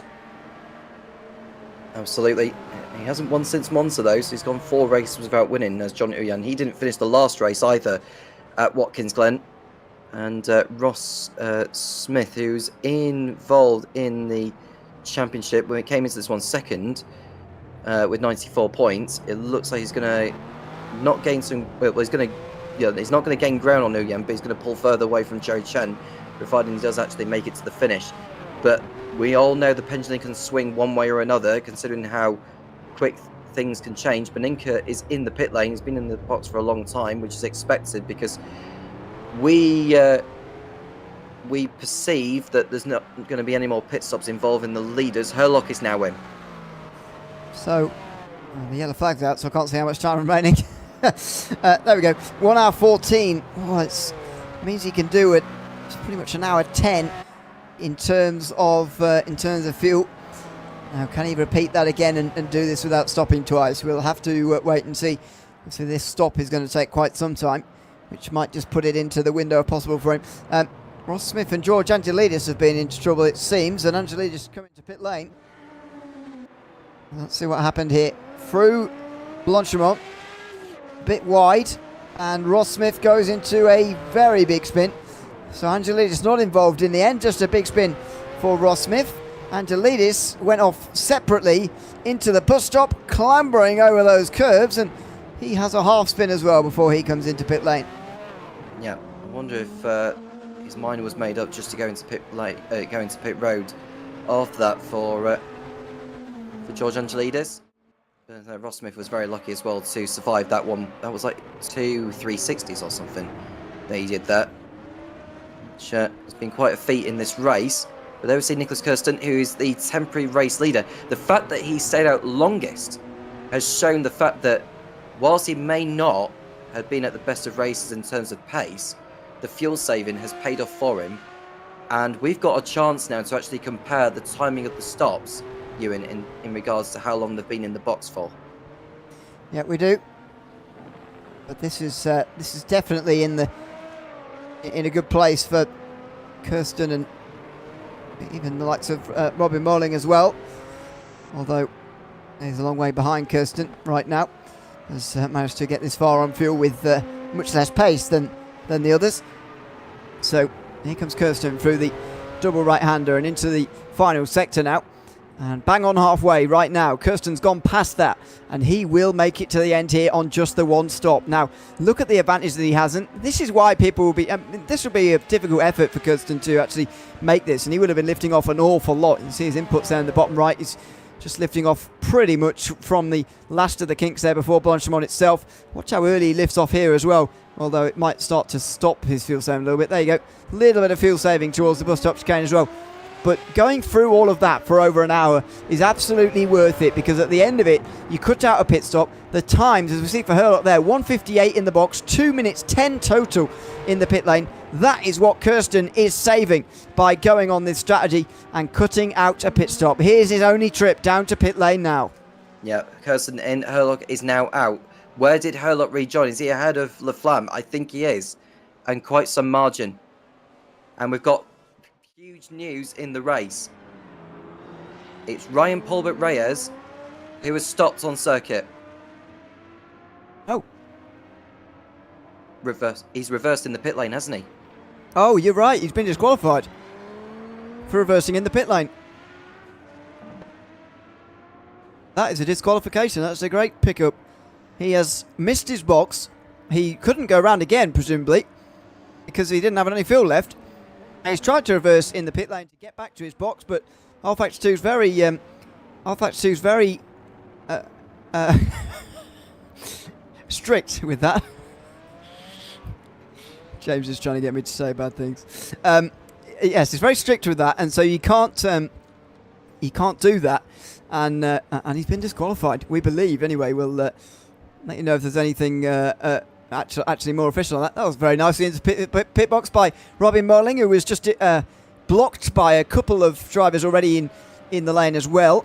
Petrafki's in pit lane as well at the moment. John Union making his stop. So anybody who's in at this stage has made it to halfway, and there's a lot more guys making it to half distance, and therefore a one-stop race than we were really expecting here. Yeah, Oliver Day's the last driver behind these, so is he actually going to stay out for another lap, or is he going to come into the pit lane like those have? Let's see. It'll be interesting to see, because we've not really spoken about Oliver Day at all in this race, and he's got a chance of maybe staying out for another lap. Dahlgren's in as well, which I'm a little bit surprised about, because you remember he came in sooner than planned to sort out whatever the issue was. I'd have thought it stayed out for a little bit longer and stretch out the stint so that you can have a better run towards the end. Oliver Day is in, so we expect Dan Herlock to go back into the lead by the time he comes around, but the gap between him and Laflamme is significantly larger compared to what it was before the stops had started.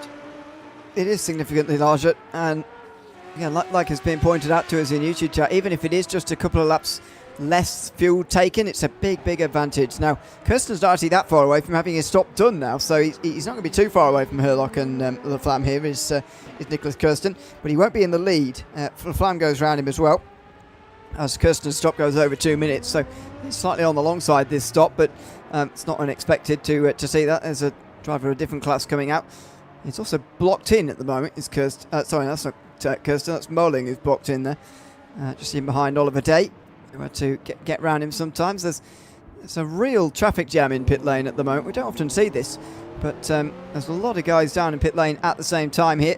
But again, this is what happens in a one-stop race. Everybody needs to and has to come in at the same time. So pit lane gets very busy, and it has done in the last 10 minutes. And all of that has allowed Smeraldi to go up into third position as Ethan Funk comes in the under 2 litre pros, which will strengthen the margin for JT Tammy despite that spin over at Pawn Corner.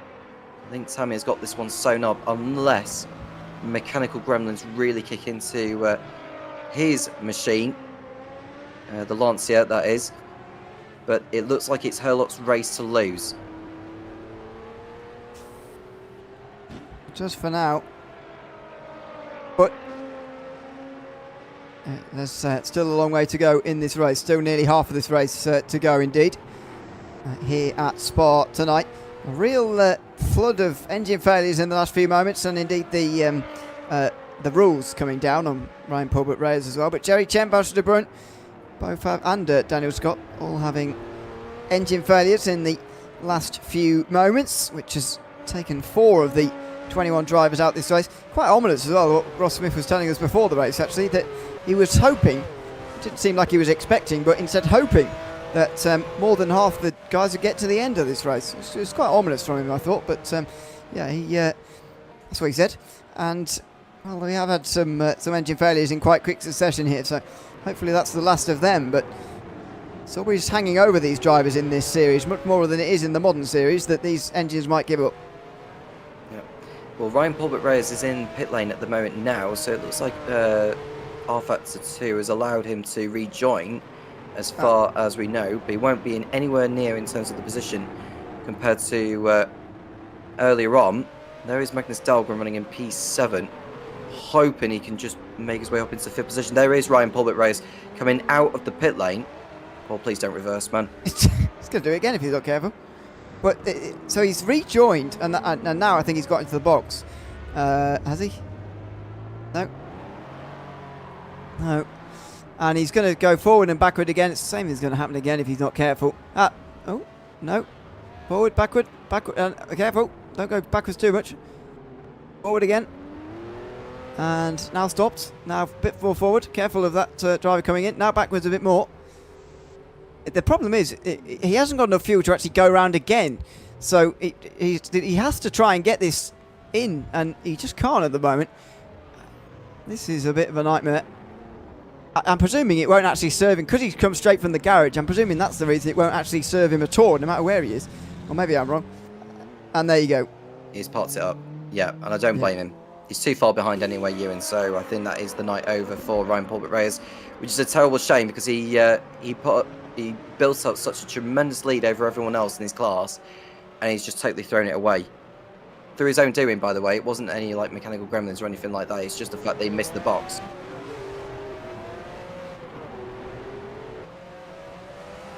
We don't know whether James is saying it's RF2 not picking him up. We don't know whether that's the reason, or whether he overshot his box and tried to reverse back into it again. We don't know.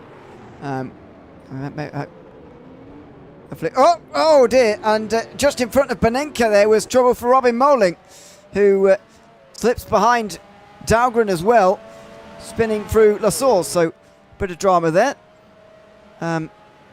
Kirby said apparently Reyes had a game crash while in pit lane. And that he had no fuel go around, but yeah, the game won't let you pit straight from the garage. So yes, that's the story for Reyes. Yeah, it did look a little bit, the way the way the car jumped back to the garage again didn't suggest disqualification. It doesn't normally do that, but I mean, anyway, it seemed to be a game crash, as Kirby's just confirmed for us, and that is the end of the day. As they won't let you pit straight from the garage, and that is that. More info on the engine damage model as well. That long straights really punish those engines, and those who have been lifting and coasting have also benefited in terms of engine wear for not running at quite such high revs for such a long time. Let's see another replay down here. We've seen this from Benenka into Rivage before. This time, does he go into the wall? No. Whoa, nearly. But he's gone off at the same corner again, just as he did about half an hour ago. Yeah, just locked the rears on the way downhill. You know, when you're going downhill, obviously you carry a little bit more speed than you would be if you're going uphill. But Benenka's done very well to survive that one, but he has lost ground, unfortunately. He's now behind Robin Molin and Magnus Dahlgren, so that's 2 positions lost for Benenka. This even has not played into the hands for him in any way, shape or form. Ryan Pulbert-Reyes has given us info on what actually happened. He said, once I pitted, instantly when starting the refuel, the game crashed. And so he couldn't go another lap. He was trying to get into the box straight from the garage. He can't do that. And so he is out. That's probably the worst time in the world for a game crash, because you can rejoin in RF2, but it doesn't give you a new tank of fuel or a new set of tyres, or indeed let you pit straight from the garage, or indeed take a pit stop in the garage, or any of those things. Makes you drive around another lap before you get back into the pit lane again. And if you've got no fuel, if you've got 3 wheels, for example, none of that is very, very useful. As with 1 hour to go, the sunrise has happened already, and this the remainder of this race is going to be in the lighter conditions here. And I'll take my word back for what I said earlier, so apologies to Ryan Pulbert-Reyes for that one, in terms of me saying that it was his fault for what had happened, not the game. So I'll take that back and say that it was the game that let me down there, which, as you rightly mentioned, Ewan, it's a terrible shame because, you know, these things can happen from time to time, and sometimes life is unfair as it is. Ross Smith, meanwhile, up in 3rd position in the 2-litre AMS, having some form of recovery because he did have that spin, didn't he? That nearly saw him in the barrier on the far side at Blanchimont. But since then, he's been able to pick it back up and put himself in a good spot for the remainder of this one. It feels like everyone has done their stops now, haven't they? So it looks like everyone's going to be heading to the finish as it is. So Herlock, the leader in the 2-litre pros, Uyan, the leader in the 2-litre AMS, and Tammy, the leader in the under 2-litre pros. No under 2-litre AM drivers this evening, which is a shame. So the points battle will remain the same in that as what it was as the evening had started. Robert Merlin closing in on Magnus Dahlgren, though, for 5th position. Yeah, so both of these two with trouble so far today. Magnus Dahlgren with a very early stop earlier. He's now stopped pretty much with everybody else, so he will be going to the end from here, but will he be in the top 5? He's there at the moment, holding on in front of Moling. Beninka not too far behind by 3 or so seconds there. As we close in on 1 hour still to go at Spa in the Virtual World Sportscar Championship of 1981, simulating the 1981 World Sportscar Championship season. We're pretty much at halfway. Indeed, we're starting the second half of the season here tonight. It's the first of a double header. We'll be back same time, same place next week from Road America for 125 miles. We'll be completing far more than that here today at the 2.4 hours of Spa. Time accelerated to simulate a 24-hour race. And look at that over the curves from Moling there. The 1981 layout has some vicious curves through this very tight bus stop chicane, and Moling was absolutely vaulting over those chicanes there. It looked like he just launched over them. I don't know what he was trying to perform there, Robin Merlin. I know it was just maybe a mistake there in terms of going. Oh, is that the engine cooked? That's the engine gone on Robin Merlin's car. It's okay. It's okay. Oh, it's all right. Sorry, my apologies for that. It looked very, very slow. He might have missed a gear coming out of La Source, Ewan. Sorry, my apologies for that. Oh, that's so nearly.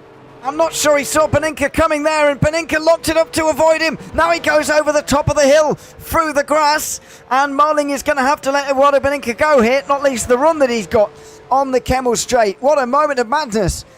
Moling, first of all, makes a failed attempt towards turn 1, seems to get his gears mixed up, missed one or something through turn 1, then eventually gets going, and in all of that, he didn't see that Beninka had gotten alongside him and nearly took them both out coming through Rouge. Beninka had to lock it up to avoid it, and makes a mistake over the top of the hill to lose 6th place anyway. A moment of madness here in this battle. That was very nearly curtains there for the pair of them. That was so nearly a catastrophic accident there through Radion. So, but luckily those two have survived. There's a yellow flag in sector 3, which I'm sure will go away very, very quickly. It might be over at the bus stop chicane. But there we look at Beninka, who's had a very eventful race so far. Robin Molin, who we've not really spoken a lot about over the course of today.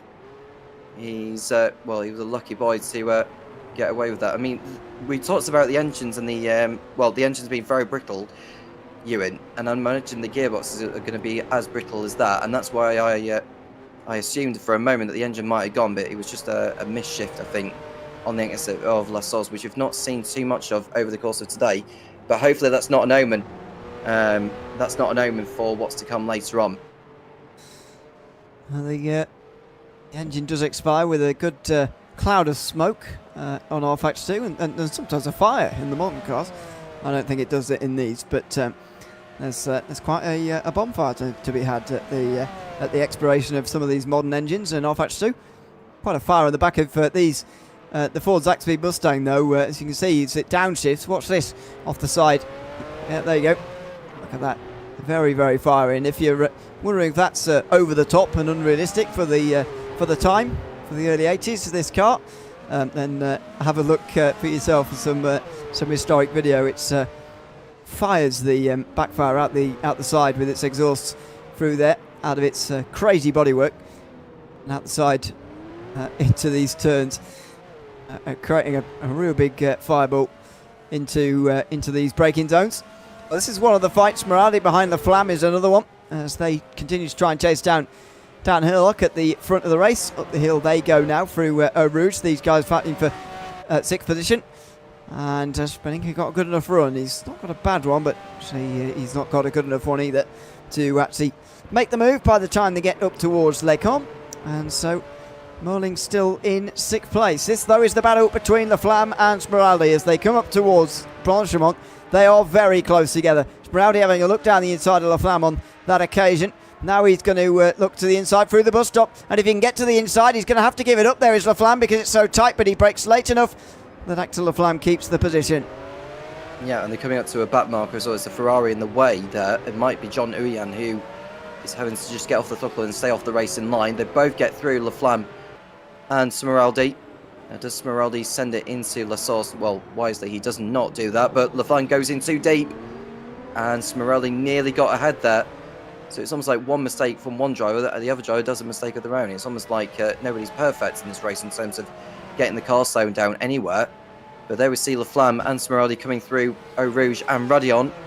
And Smeraldi may just get the run he needs.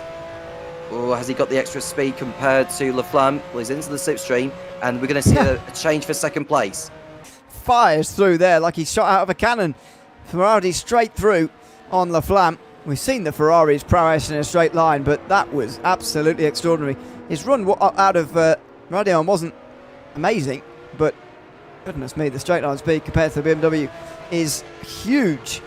And Smeraldi all of a sudden is making moves again, and you're wondering whether there was a something in the whole La Flam going quicker as the fuel wore down, and maybe there is something in that he's on heavy fuel right now and therefore struggling. But I think Smeraldi is seemingly better in a heavier fuel car right now. He was flying at the start of the race earlier. He was flying in qualifying, of course, but now flying at the start of the second stint as well in a way that he wasn't towards the end of the first. So I wonder what is going on here and whether Smeraldi could actually catch up to Hurlock maybe. Yeah, we'll keep an eye on the times as the race progresses. You can see a slight lock-up into Fagnet. Oh, he just about got it slowed down, but there's no question he'll have lost time through that, unfortunately, Smeraldi. Oh, engine blow up for La Flam! What's Fire happened? at the back. Oh, a spectacular fire! A spectacular fire for Axel La Flam, who's gone. He was a previous race leader in this race, and no doubt contender, but he's gone at the later stages of this race here tonight at Spa. With less than an hour to go, he has gone, and the engine continues to burn. Goodness me, another one gone. As we were talking about earlier, the sustained periods at high revs here at Spa means that this is a very, very dangerous circuit for engines, and we'll see it coming out of Pouhon here. It's out of Campus rather. It's just as he's getting on the power again through the left-hander, it goes up in flames. Yeah, I just hope he hasn't left any oil on the circuit there, but that is a huge, huge blow-up for Axel La Flam, going up in flames. Excuse the pun. But yeah, that has changed the course of the race. Thanks for that, James.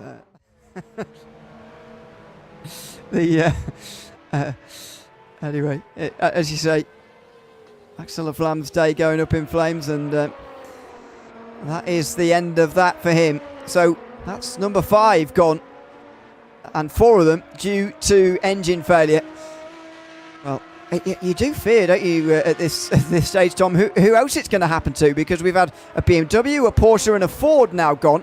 The only manufacturer we haven't seen yet are Ferrari and Lancia seeing a engine blow. And I do wonder whether there's anything in that or whether that's just coincidence, but it'll be concerning everybody right now, never mind just those manufacturers. Yeah, and I wonder if Smeraldi will be thinking about his engine as well, because he's just posted the best lap of the race so far. 2 minutes 27.3. He took out over 3 seconds on Hurlock on that last tour. So while Smeraldi may be flying, he has to think about managing his engine, because we don't have that long left in the race compared to earlier, but he may need to start thinking about looking after his car at this moment in time. Looking after it as much as he can, though, with trying to keep a reasonable speed with everything that's going on right now. Angelidis, meantime, trying to catch up to Ross Smith here. These two fighting for third place in the 2 litre AM category. Smith holding this position quite comfortably though at the moment. Seems he wasn't the only one looking for a one-stop race here today. And well, at the moment it's got him up to third place. The positive though for Smith, of course, is that Joey Chen is not in this race anymore, and that gives him the chance to gain some points here tonight. Golden opportunity. I think we've just seen a change in the order actually. Was that Dahlgren going through on Molin for position? Or was that just a switcheroo? I'm not sure there was a change for position in the 2 litre pros. Well, I can tell you that Molin is ahead of Beninka. But I thought I saw a change on the timing, so I may have a look on the stream actually, just to confirm my point. But either way, Dahlgren up in 4th place, considering where he was earlier. Doing a fine job. It might have been when Laflamme just went down the timing tower. That might have been why I was looking at that for a brief moment. But there we go, back to the battle between Smith and Angelidis for position in the 2 litre AMs. Smith in 3rd, Angelidis 4th, a long way off Max Petrovsky, who did say for a moment he was 200 seconds ahead. The timing tower's just updated itself. Smith in fact is 24 seconds off Petrovsky, who is looking consigned to a 2nd place finish behind John Uyan, who no doubt will be looking himself in glee after this race with the fact that Joey Chen has retired for the 2nd race in a row.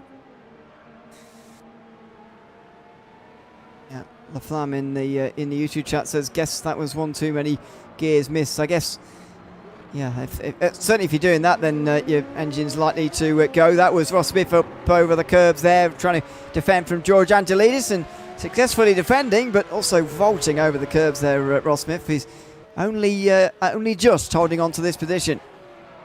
Yeah, well, they both locked up into the bus stop, and it almost looked like both of them very nearly missed it. It was just Smith that missed it, and Angelidis just about made the corner. There we see them going downhill, around about a third left of the race. Do continue to get your comments through in the live chat as we watch the battle for 3rd place in class intensify between Ross Smith and George Angelidis going through the Camel Straight. Smith has got his headlights off. Angelidis still feels the need to keep his on. But look at the gap now between Herlock and Smeraldi, Ewan. It's 1.5 seconds. It's really come down quickly. Smeraldi last time round was 5.4 seconds quicker. Now that says an awful lot here. Either that Herlock made a mistake or he's on ultra engine and fuel save. I think he believes that Kirsten, well, he knows that Kirsten's going to the end. I think we all believe that. But he wants to be also a driver who makes it to the end here. And so to do that, he's really going to have to slow down. I don't think Smeraldi's really worrying himself with that at the moment, and he's just pushing on as quickly as he can. I wouldn't be totally surprised to see a lead change here very soon, as long as Smeraldi keeps it on the road. That was another big slide for him. It was. Going back on the last tour, it was like over 5 seconds that Smeraldi made up on Herlock. Before this lap they've just completed, he took out nearly 4 seconds. So in a space of 3 laps or so, he's taken something like 12 seconds out of Herlock's lead since he overtook Axel Laflamme. Oh, over the top of the hill there, look at that. Smeraldi giving it absolutely everything over Ruddy on there. And now gets into the slipstream on this overcast morning here at Spa. In the 2.4 hours. And times 10 time progression means that we've been through the night now and we're into the morning. And off he goes. I thought Herlock was going to make that turn there. It looked like he could have done. But he jumps over the curb, jumps over the grass, and he loses yet more of his lead. Well, how many times has he done that in this race? I don't think he's done it too many times, but he'll need to be wary of chat limits from here on in. But there's no question to my mind that Herlock gained an advantage, I think, from going off the circuit. I think he's backed off because he's recognised that he perhaps gained some time from running over the grass at Les Combes. But he's not letting Smeraldi go here, so Herlock playing it cleverly here, but I think it's imminent that Smeraldi's going to take over the lead at some point. And Herlock is going to have to yield at some point, because there's no way, judging by his pace, that Herlock is going to hold on to the lead. Oh, another lock-up there from Smeraldi. The Ferraris do seem very conducive to lock-ups. We saw it earlier from Beninka as well, who was locking up fairly often. He's still running in 6th place here tonight, by the way. So through the double right-hander, Stavilo first up, and then into the curveball threat, which puts them onto the back straight towards Blanchimont. I'd say I think Herlock is really backing off here to try and make this a bit further. Smeraldi, though, is not doing such a thing. He's coming round the outside, turns to the inside for Blanchimont now, and he's up into the lead of this race. How much longer will he be there for? We'll wait and see. He's got 45 minutes to hold it. If he's making a pit stop, he's not going to hold it, but he's at least holding the lead for the moment. They come out the final turns with a new leader. Yeah, so if he's going to do another pit stop, he has to really leave the rest of the field for dead. But he's got Herlock still right on his tail, who feels he can still at least stay in the tow between now and when Smeraldi may need to pit in. But we'll find out later on as the race continues to reach its climax. And we've got Ross Smith and then George Angelis still fighting for position as well. So that's now the closest back that we've got, and that's Angelis passing Smith over Fania. Great pass there from George. And he's up to 3rd again in the 2 litre AM category. Just in front of Ross Smith, who's in 4th. Or been put down to 4th now. But again, who's going to the end in this race? Who's going to have to make a pit stop before the finish of this one? It's going to be very interesting to find out over the next 45 minutes. This battle also going alongside Molling versus Beninka as well for 5th position. Smith slide through Blanchimont as well and saves it nicely, but yeah, he's off the podium now with that pass. And there we see Angelis continuing to lock up ahead of Smith. Smeraldi's lead is now coming up towards 3 seconds, so Herlock has accepted that Smeraldi's going a lot quicker. And Herlock, I think, is more, looking after his car rather than trying to push. There is Molin and Beninka. Molin nearly missed the chicane, but just about made the corner. Beninka not able to find a way through that time around. This is very frustrating for Beninka. It certainly will be. How can he work his way past here efficiently to get into the top 5? It would be a top 5 overall as well. The car right behind them is not for position there. These two are the last ones on the lead lap, but that is not the leader, Smeraldi, who's nowhere near even the bus stop chicane yet. These two won't be worried about that particularly. Over the top of the hill, and Beninka goes over the grass this time again through Radion, so he's going to struggle to get a run taking that line, and he sees the gap go out to about a second again. And towards the Kemmel straight again, and you can see Beninka just doing what he can to put Molin under a little bit of pressure, but it feels like the pace from Beninka has gone from what it was earlier. I don't know whether his confidence has been knocked from going off the circuit twice at Rivage corner. And we've got a new best time of the race now, and Smeraldi's posted a 2:26.8, so he's the first driver in this race to reach the 2:26s or below the 2:27s. He basically extended the gap by over 3 seconds on that last tour over Herlock.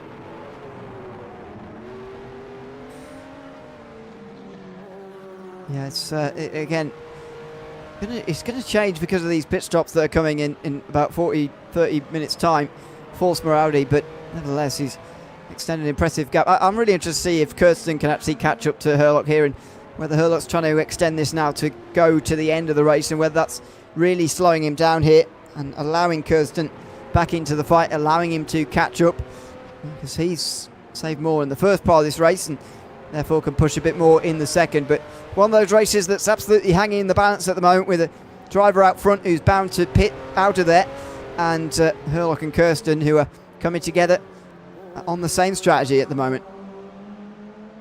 There we see Beninka doing what he can to keep up with Molin. We'll keep an eye on the gap between Angelis and Smith. It's now over 2 seconds, so Angelis is beginning to unleash his pace, but has he left it too late to go after Max Petrovsky for second position? JC Tammy has managed to rebuild the gap of which he had lost when he went off the circuit at Puan Corner. Nearly a minute now over Ethan Funk, who's running in P2, a very convincing P2 over Alan Smith. So it looks like those three are going to be where they are between now and the end of the race. I'm looking at Herlock's pace at the moment because Kirsten was able to take 1.5 seconds out of Herlock's margin on the last lap, and we'll wait and see whether we'll get another updated gap. In fact, Kirsten is out. Oh, he's gone. Yeah, has his engine seized up? Well, that would be a surprise a little bit because he's saving fuel. So if this is an engine, this is surprising. But is it a... Oh, no, he's just disconnected. Oh, that is a real shame. He was driving that absolutely perfectly. No trouble for the engine, which was running very well. The fuel strategy. The fuel was going well, and suddenly he has disconnected. Now, that was Smeraldi coming in there. That was the race leader, Smeraldi, coming straight into the pit lane with more than 40 minutes to go. This is not going to be a very long stop for Smeraldi, but nevertheless, he is going to lose the lead to Herlock, who now does lead all over again. Yep, he'll be on fresher tyres, though, will Smeraldi, so he'll use that to his advantage. Well, there is... Sorry, it takes you extra time to take tyres, so I do wonder whether he'll actually bother Smeraldi, and I'm not sure if we can actually tell from here or not. Well, we can't see whether the car is lifted up or not, so we'll have to... maybe someone could ask him whether he's taken on... I'm trying to find out whether someone may confirm in YouTube chat whether he's taken new tyres or not. They may say what you've perhaps mentioned, Ewan, that he may not have bothered take new tyres. But Dahlgren may end up going into second position, which is quite an achievement considering that he had to come in twice in this race for a pit stop. He's too far back from Smeraldi, so it looks like Smeraldi's going to rejoin in P2 behind Herlock. But he's got a lot of ground to make up now if he's going to come away as the race victor. Herlock, I think, can just take it easy, because we've been 2.5 minutes to do around this track. How long has he got to do now between now and the end? So it's 16 more laps of racing for Herlock to manage the gap, so he can afford to lose 2.5 seconds pretty much each lap on average and still come away with the race win. Well, exactly. The one thing I would say to that, though, is that he did lose 5 seconds on one lap that didn't have even a mistake in it, Herlock, earlier, because he was so worried about the fuel. Now, that might go away when these fuel concerns begin to go away a little bit, but nevertheless, if he loses 5 seconds a lap, then he will be in trouble. It'll only take him 8 laps to be caught, and as you say, there's double that to go probably here with 2.5 minute lap times. But anyway, we'll let those two get closer if they're going to. Meantime, Moling and Paninka have been promoted to fight for 4th place, as Nicholas Kirsten is back into the race at least. He has dropped to 7th though, and the best he can probably hope for is 6th as he gets past Oliver Day maybe in the future. Here comes Paninka though, coming out onto the Kemmel Straight, and he's not close enough again here, continuing to be frustrated by Robin Moling in front of him. Yeah, well, Paninka may have moved back up into 5th place, but he's it's not like it's going to really cheer him up by any means, because it's not been the best of evenings, as what I've already mentioned earlier with Paninka. He's just got to do what he can and just try and make up all the ground. Look at his lap times, actually. He's marginally quicker than Molin, but he's not going as quick as what Magnus Dahlgren is doing. So I think that's contributed by the fact that he's been held up by Molin all this time, since he went off the circuit earlier. But Herlock now 40 seconds in the lead over Smeraldi. We'll get an updated gap, or an updated comparison in lap time. It won't be this lap because Smeraldi will be on his out lap compared to Herlock. But soon enough we'll find out what is going on with that, whilst we're seeing Paninka lock up behind Molin at Pruon Corner. And it's just a matter of time, I think, before Paninka goes on by. But he needs to do it sooner rather than later if he is to finish on the podium. Yeah, he does. That's what's up for grabs here. Not if he's stuck in this position here, as they're coming towards Stavolo now. Just a little bit wide from Moling, but Paninka's just at that distance where it's just not close enough at the moment. Just nowhere near close enough. Now, Robbie Moling is finding this very easy to keep him behind, I think, at the present moment. As they come down the straight, he's getting a bit closer. He's using the slipstream. But this is painful for Paninka at the moment. Through Blanchemont, wow, on the inside curb, it's a bit of a slide, and into the bus stop chicane, and we know that it's difficult to overtake down into there. So, yeah, Moling is doing everything right at the moment. Beninka, as I say, is just getting absolutely nowhere near this overtake in any way. Although that's a good exit. Is it going to be a dive at La Source, or is he going to put this one off again? No, he really lifts off in towards La Source. Maybe he's got some more fuel concerns than we really realise here that he's, worrying about first. Yeah, I mean, there's no point going for a move and consuming up the fuel if you're not going to pass somebody. That's what Beninka will be thinking about. He's going to try and push Merlin into a mistake so that he does not need to work as much to get by him. But I'm not sure if he's really got a choice there. He nearly drops it on the exit radion, which won't help his cause. But this is increasingly frustrating for him to be sat behind the Ford, which we don't believe is exactly the quickest in a straight line compared to the Ferrari or the BMW. By the way, Beninka's still sat behind in 5th place. Oliver Day, who is the last driver being lapped at the moment, running in a quiet 6th position, a long way clear over the nearest challenger. Nicholas Kirsten, I think, has rejoined the circuit now after he had that disconnect earlier. He's running in 15th position overall, and is now 7th in class. Yeah, in the biggest class of the field.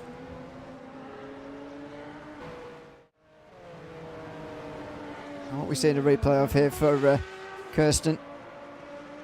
Whoa! Out wide through Blanchemont, and he also avoids the wall somehow. How these guys... We talked so much earlier on about how much closer the walls are and how the surroundings of the racetrack are so different, even though the layout itself is so similar. They've managed to spin so many times through Blanchemont there so far and get away with it. It's unbelievable. It feels like they practiced it beforehand, knowing what to do when you're going around for a spin like that at Blanchemont corner. Either way, they've done very well to gather those spins up the field today. 35 minutes remaining, and Beninka still sat behind Molin in the fight for 4th position. The next driver ahead is Magnus Dahlgren, who's like another 5 seconds up the road. It feels like these two are going quicker than Dahlgren at the moment, although the lap times they are setting compared to Dahlgren is pretty similar. Smeraldi was able to take nearly a couple of seconds out of Herlock on the last lap, so he's pretty much coming into his zone now as we reach towards the final half an hour. Smeraldi, I think, has got enough time to catch Herlock, but he cannot afford to get held up in any traffic. No, indeed. Here's the run towards La Source again. Modelling again with that distance over the others. Dahlgren being reeled in, though, by both last time round. He was in the 32s, 32.2, and Moling and Beninka in the 30s, both gaining significant time on the driver in 3rd position. If we're pitching this as a battle for the podium positions, then Marling is certainly making those inroads into Dahlgren that are necessary at this stage. Just keep an eye on the sector times between Herlock and Smeraldi. Smeraldi was 1.2 seconds quicker than Herlock in the first sector. Herlock's gone through sector 2, and Smeraldi were just waiting for him to go by the timing beam, and that way I can put together an aggregate comparison. Herlock's done his personal best final sector of the race. Smeraldi, meanwhile, in sector 2, has taken a whole second out of him in that sector alone.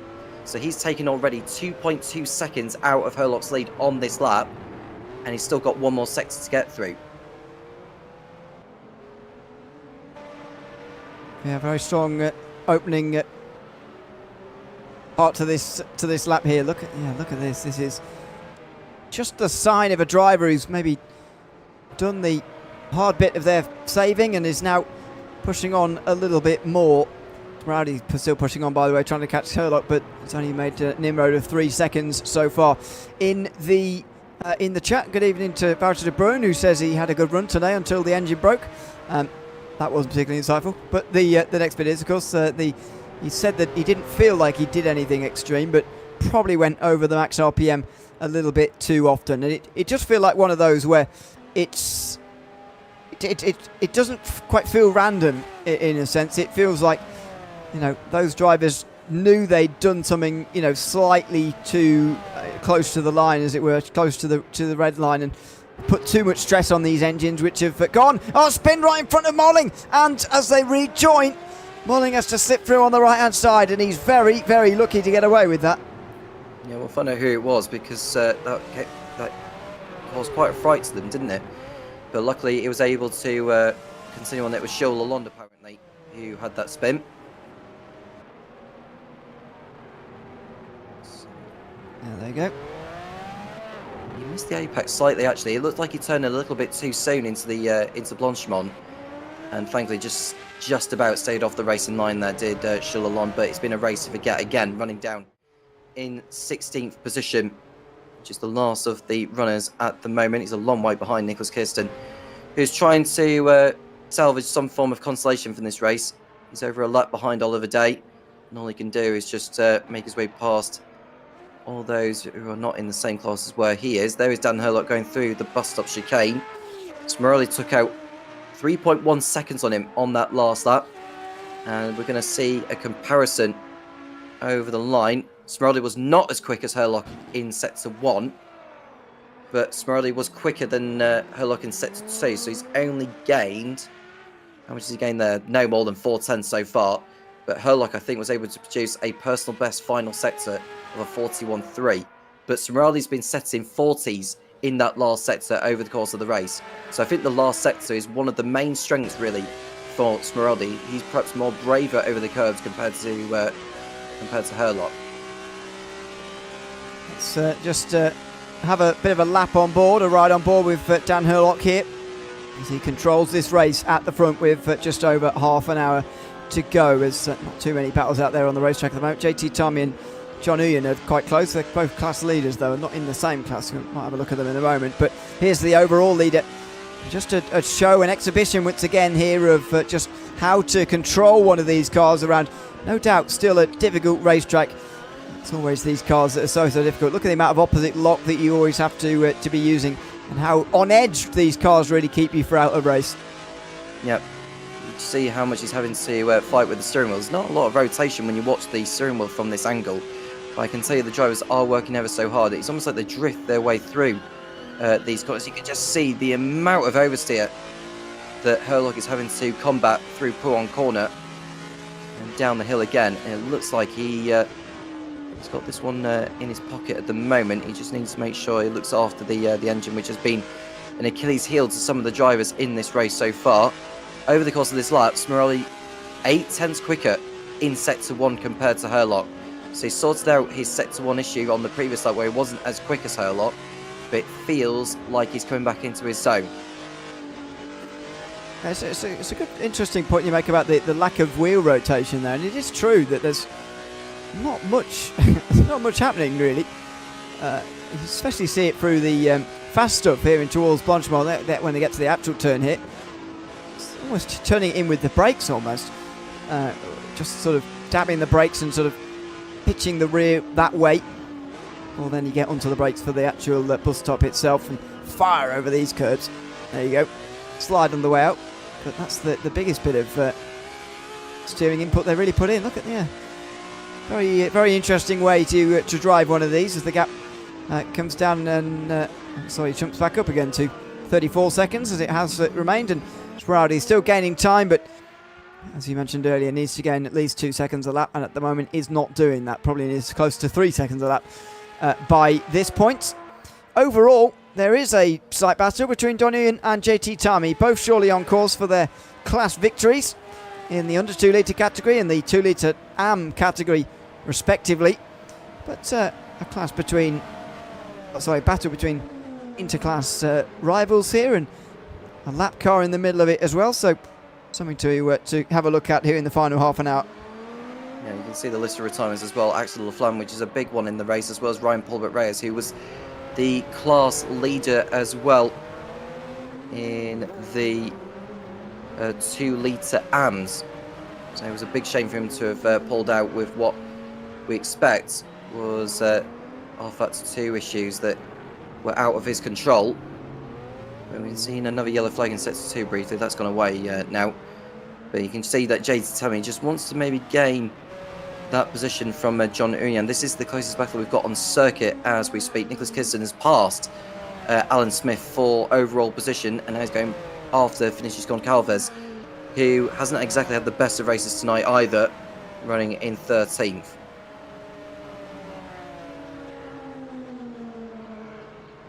Yeah.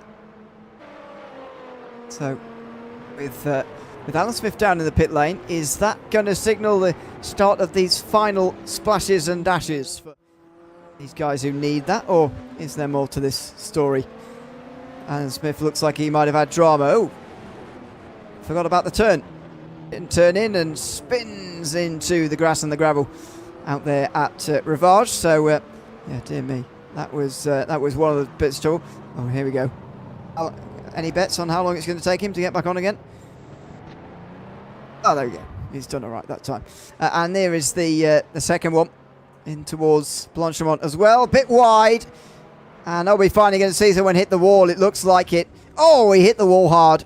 That is what we've been expecting to see really through Blanchimont all night tonight. And somehow they've been miraculously getting away from it. He tips it in and just slides and slams into the wall. Goodness me.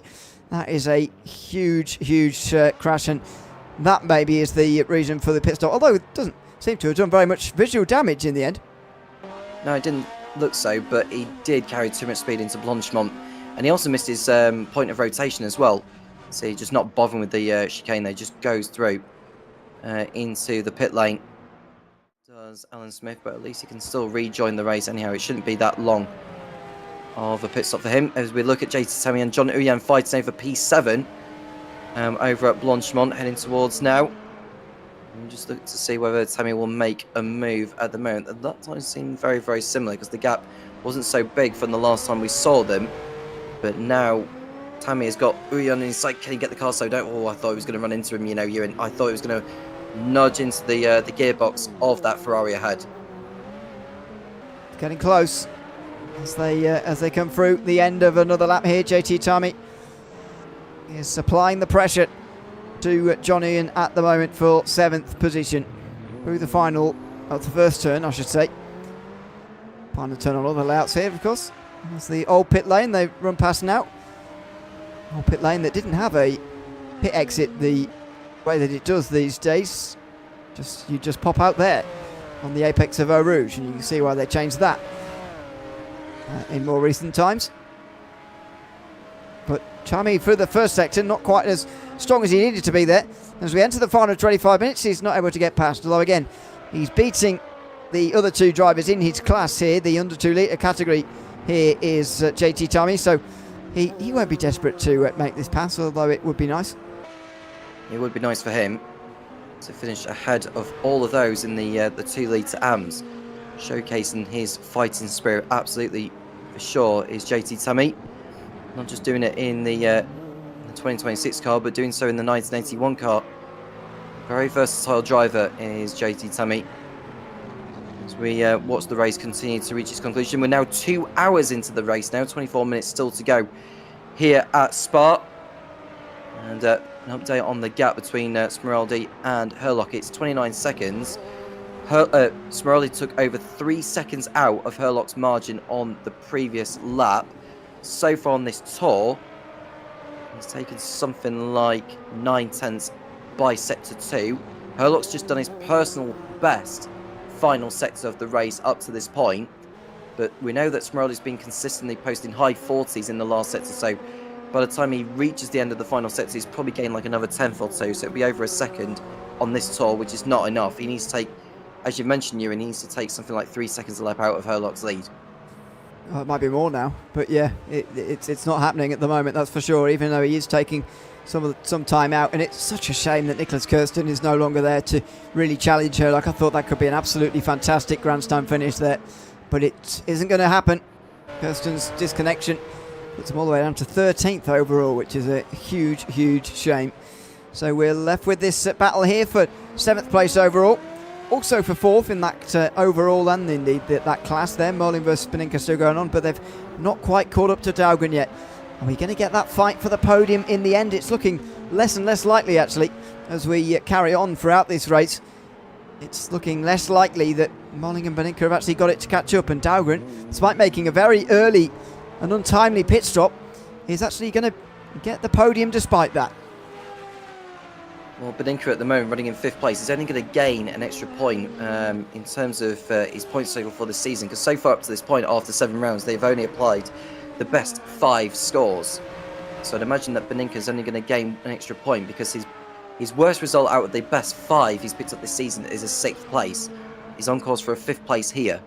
So it would only be a point increase for Beninka's total. Kirsten, with him well down the order, not on course to better a 6th place finish in class. So it doesn't look like he's going to increase his points total for this season, as far as I know. We're getting quite a results base now for this season, since we're over halfway. We are over halfway now. There's still 7 rounds to go after this one, starting at Road America next week. Beninka's past Molin. Sorry to interrupt you, Ewan. Beninka's past Molin, but they're side by side on the Camel Straight. Molin gets straight back past again. So what happened there? Beninka flashes his lights. Is that as if to say fair play, well done, or probably not? Now let's find out with a replay.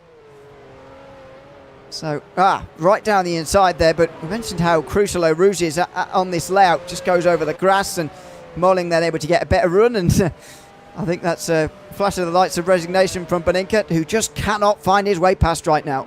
Well, he just essentially cut the corner, didn't he, Beninka? So there's no doubt he would have gained an advantage there, and rightly so. He let Molin go back ahead. So Beninka's going to have to do it again, and which adds even more frustration to his race. John Uyan and JT Temi are just as close actually now as well. There's around about half a second between those two on the circuit. Now Smeraldi, as far as I know, there we see JT Temi and John Uyan fighting over overall position. They are the class leaders, so the last thing they want is tripping over themselves, which is not something you want to be seeing. But Smeraldi at the moment, just looking at the times again involving him and Herlock, he just posted his best final sector of the race up to this point, Smeraldi. I think on the last, so he only took something like 1.5 seconds out of Herlock, which is nowhere near enough. So he needs to continue pushing as he's doing. The gap coming down to 25 seconds. Yep. So 20 minutes to go, with about half a lap for Herlock. So 8 to go at the end of this one. That's 3 seconds a lap, pretty much bang on, isn't it, for Smeraldi now?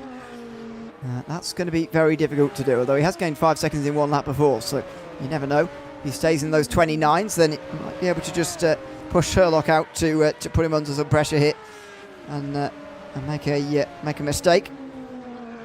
But not happened for the moment. Tommy is, meantime, a bit further away from John Uyan than before. So, again, John Uyan going to take his 4th race victory of the season, but first since Monza, which was much earlier in the season on the 14th of February.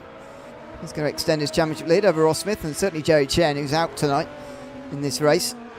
And JT Tami is going to extend his championship lead from 10 points to even larger as well, as things stand. So these are 2 championship leaders also fighting over as class leaders and surely winners, although Petrofsky is only 12 seconds behind Johnny, and he'll be a little bit concerned about letting this battle with JT Tami's with JT Tami's battle out of control as Beninka gets past Molin again, and Molin gets back past him again. Now, has that happened up through Eau Rouge again, it looks like?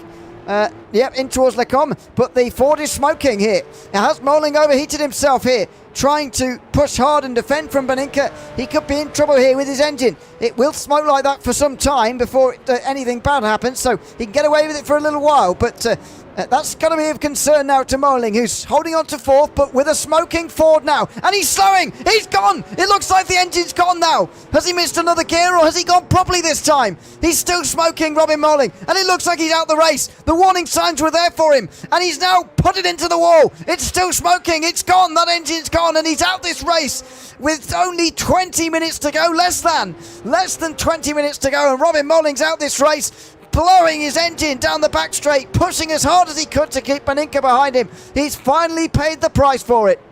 Oh, well, credit to Beninka for putting him under pressure, but that is a terrible shame for Robin Molin, who drove a good race up until that point, keeping Beninka back, and that is curtains for him, and effectively no championship points. Now we look to the battle involving John Uyan and JT Tami, who will be up to 6th and 7th places respectively, so good races from them. JT Tami looking to send it into La Source as well. Where does he go for it? Can he maybe wait until the Camel Straight? That's what he's looking to do. But for Robin Molin, what must he be thinking?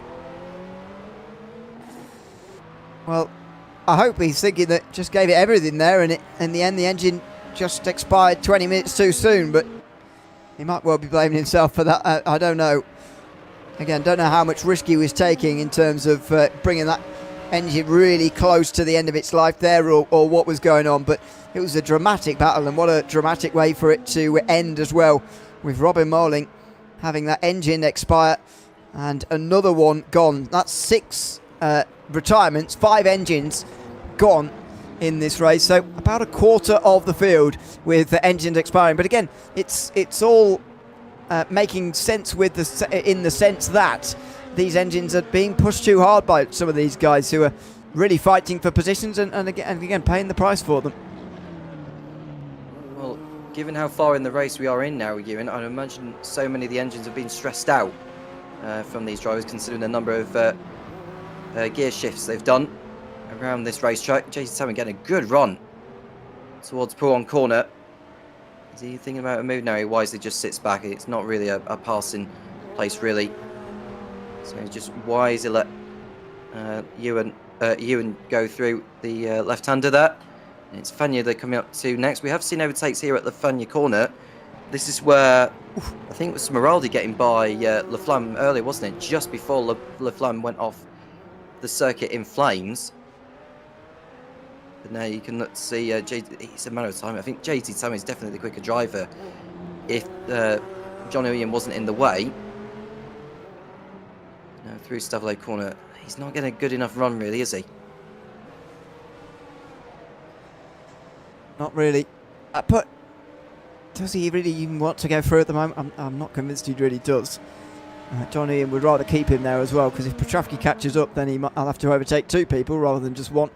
Oh, although turns a bit early there, Ian, and it goes wide. He's got to be careful out where. Oh my word, that was close, and that sends JT Tammy off into the grass. He's going to miss the corner here, and wow, how's he made that? Wow, that's very impressive. But JT Tammy moves up to 6th place in the most unorthodox way. Uyen there didn't want to turn the steering wheel at all, because we've seen so many guys go out wide there through Blanchimont tonight, and as soon as they turn the wheel, try and get back on the racetrack again, they go into an almost immediate 360. And so Uyen just didn't do that, and just went straight on instead. And then as he rejoined, nearly took out Timey with him. My goodness, what a moment that was. And finally, the two changed places in the most unlikely way. I think JT Tammy should be given an extra championship point, Ewan, for bravery there and keeping the car on the circuit, and for making the bus stop chicane the way he did. So hats off to him. He isn't the class leader for nothing. He's been in a league of his own so far this season. Oh, and John Ewan going onto the grass there. What on earth is going on with him?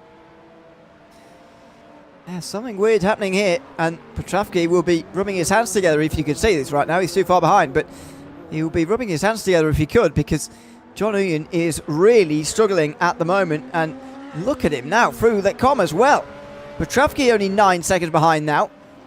John Uyen is really slowing here. Now, has he realised this race is going 1 lap longer than he was expecting, and he's suddenly not okay on fuel? Is he worried about his engine suddenly going? I mean, we haven't seen a Ferrari go yet. A Ford, Porsche and BMW have all seen an engine expire. But this is a bizarre moment. John Ewan, who's controlled this race, is suddenly looking vulnerable in the lead. He's not going quick at all, is he? You can just see by the way he's leisurely going through the corners. If he was going at race speed, he'd have been fighting the car a whole lot more. But John Ewan, well, he'll be a worried man at this point. You can just see how gingerly he's going through the corners there. When he went through Malmedy corner, he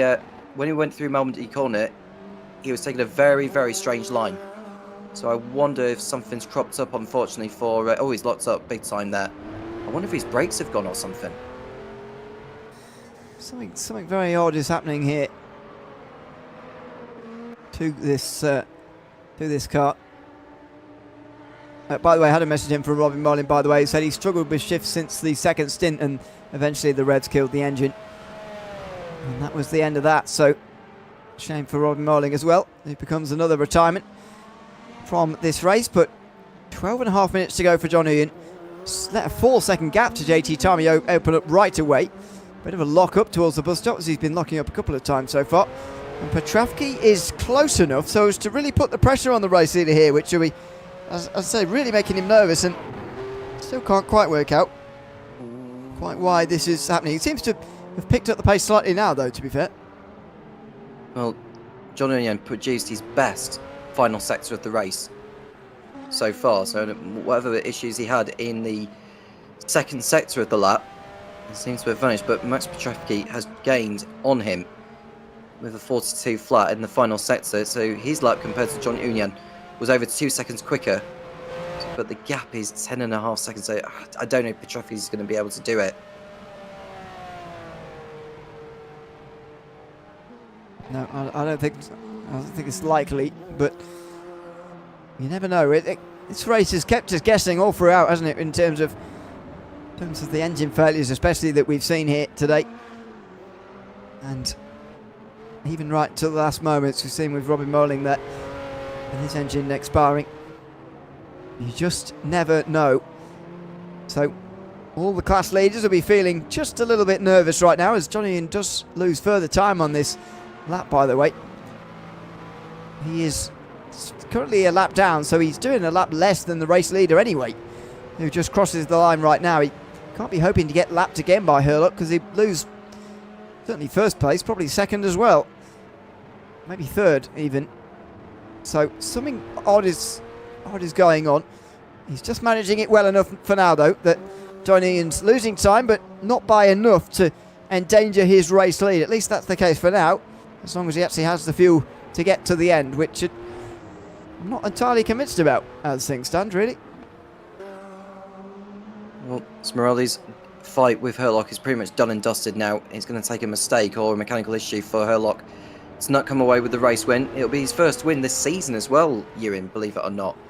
He came into this round third in the standings with 3 second place finishes he had in the opening 3 rounds of the season, but this will be his first overall win this campaign.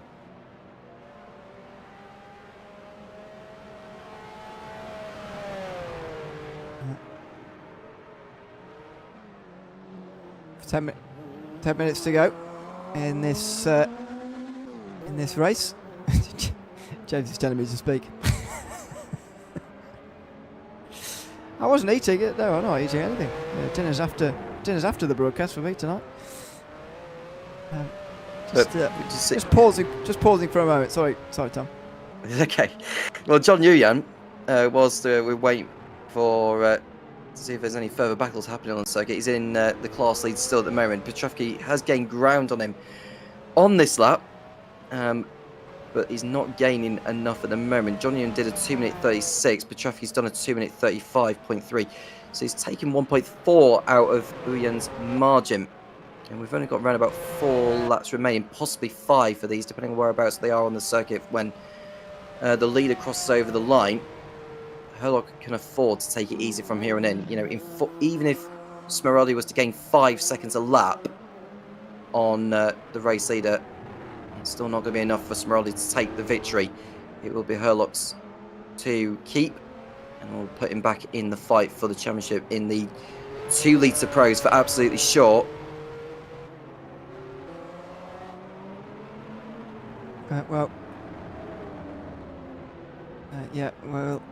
Johnny Ian's still nervously hanging on at the moment. Or at least I'm nervous for him. 8 seconds he still has. Last time round showed that he probably is okay. That was a 36 last time round. And that is in the 2 litre AM category. And Petrovsky was only able to do a 35. So not likely that this is going to change hands late on. Still seeing some intermittent yellow flags around, and indeed that's just in front of John Ian here indeed as well. I wonder if it can't be JT Tarmy, hopefully, with drama here through the chicane. Doesn't look like it. Is the comfortable under 2 litre category leader at the moment. Out on for a 6th place finish overall, as well as a class victory as well. The leader halfway round a lap at the moment. It'll be 3 laps to go when he gets to the line, Dan Herlock. And that is, and at the front is where the most interesting championship certainly is. Nicholas Kirsten at one stage was looking like he was on his way to another race victory potentially, as he was running down Herlock. That would be his 4th of the season, but instead it's going to be Herlock's first. Badinka is in here as well, scoring decent points. Well, Johnny Gutierrez not here is going to cost him a little bit today, but three-horse race that was covered by only 3 points at the start of the day. Kirsten, Beninka and Herlock feels like it's only going to get closer at the end of today. Well, George Angelidis, sorry to go off topic a little bit, he's gained so much ground over Petrovsky and Uyan. He was 1.7 quicker over Petrovsky. He was over 3 seconds faster than what Uyan did. So George Angelidis is the driver to look out for in the final laps in the battle for the 2-litre AMs. Yeah, that is correct. Angelidis is the only one really of the top three who seems to be pushing it on at the moment. And he's about to cross the line again. We get another read on lap times here. Last time round, nearly 4 seconds gained the front of the AM field. So as Angelidis got a surprise here, he's again got to catch by 5 or 6 seconds a lap if he wants to get there in time for the finish here in terms of the race winner. But he's under 6 seconds behind Petrovsky. Does that give him the chance to get past? Well, again, I can't really understand why these two have miscalculated so late, and they've realised so late that they've miscalculated here, but maybe that is what's going on at the front of the Anfield right now. You can see the gap coming down to 4 seconds by sector 1. Comparing the times in the first sector, Angelidis was actually slower than Uyan and Petrovsky. But we'll see how they get on in the second sector when they come around to it. Ross Smith is nowhere near in the fight, even though he's been setting 2-minute 33s compared to Petrovsky and Uyan. He's not going to gain enough ground to finish on the class podium. He's a long way clear, at least anyway, over Vinicius Goncalves. But the race is coming towards its conclusion as the race continues on. Nicholas Kirsten has not been setting the best of lap times. I think he may have had another moment on the last lap, actually. Hence why that might have been the reason for the yellow flag over at Lefania Corner. Yeah, possibly. 2.5 seconds. It continues to come down. Looks like this is only going to be a fight for second. I'm not sure Uyan's going to be brought into this, but nevertheless, for Angelidis, this could be a nice late pass to have as he tries to move up to second place. Be his third second of the season and his fourth podium, if he could possibly get there. 3 seconds it just ticks up to at the start of the final sector here as they start 3 laps to go. So yeah, even Petrovsky losing 1 second a lap would put him in danger here of losing out to Angelidis, and at the moment he's losing by far more than that. They come into the final bus stop chicane. Angelidis can see the driver he's chasing down in front of him here. This is ominous for him as he looks in his mirrors. You see Angelidis in third place though. He has got, I think that's Beninka, right? Oh, Dahlgren's in the pit lane. So Dahlgren clearly didn't have enough fuel to go to the end, Ewan. So his third place is now Beninka's.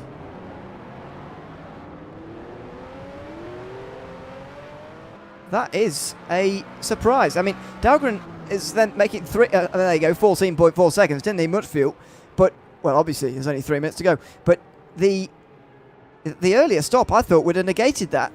So he's made 3 stops in this race now, and there goes his podium. Beninka's now up to third. Yeah, I really thought Dahlgren's very early stop, and yes, it was unscheduled and early, but nevertheless, I thought that would negate the need for a second stop here for Dahlgren, but he's had to come in. Well, not many others have been in for a second stop yet, so is there anybody else here, I wonder, who has to make a late one? Maybe even Petrovsky himself from second place in the AM class might have to make one. Hopefully not. We want to see the battle for second on the racetrack, but it might be played out in the pit lane again.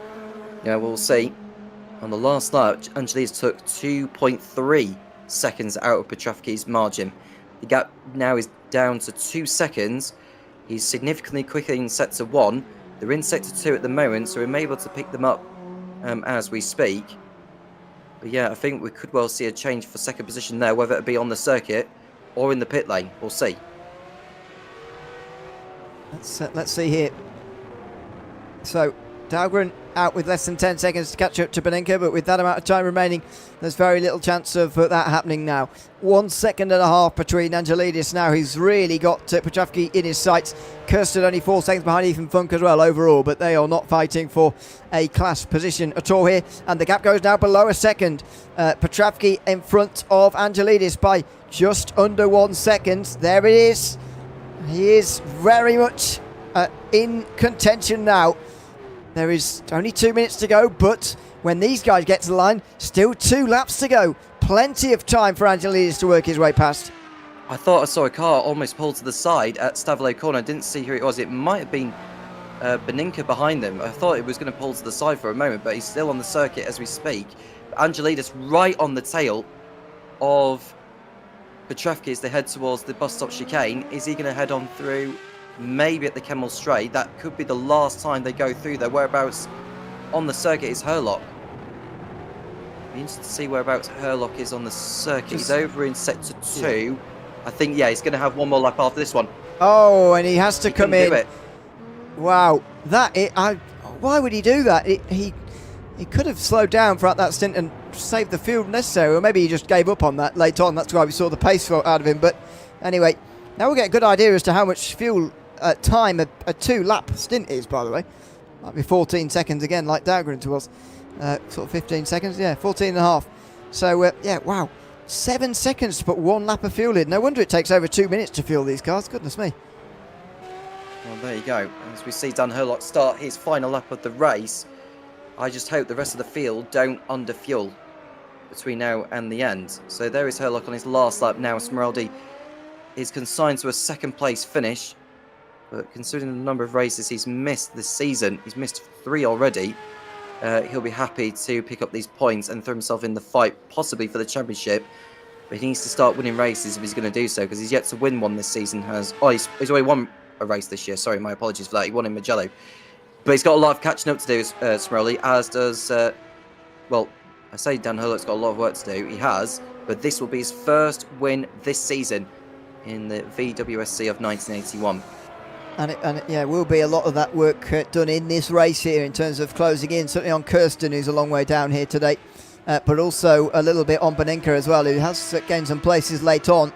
I think that top 3 is going to flip with Herlock ahead of Beninka, then Kirsten, but don't quote me on that. We'll wait and see how the results actually turn out at the end of the day. But just a word on Herlock here in the drive. You do, again, still wonder what would have happened with Kirsten in play here, but in the end, you can only take your hat off to Herlock here. He saved the fuel necessary when not many others at his pace have been able to do that. No, and he can just leisurely make his way around the circuit, and he'll take a very, very well-deserved win after a very tough race for everybody.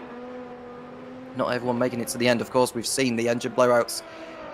The most dramatic one, of course, happened to Axel Laflamme, who could have been the race winner today had it not been for that. But sometimes that's just the way things go as far as racing is concerned. But there we see the race leader coming around to complete his final. I've just seen that Dahlgren is now ahead of Beninka again. Has Beninka underfueled because now he's off the podium? Oh, he's off track. We'll see it in a moment. So Dan Herlock is going to come towards the start-finish line here, and he's going to have an even better day championship-wise with that trouble for Beninka. None of his other rivals finishing on the podium, with Smeraldi, as you mentioned, along 26 points back, and in third place, Magnus Dahlgren along 16 points back. It's a great day for Dan Herlock coming through the bus stop chicane. He is going to win the Spa 2.4 hours here in the Virtual World Sportscar Championship of 1981.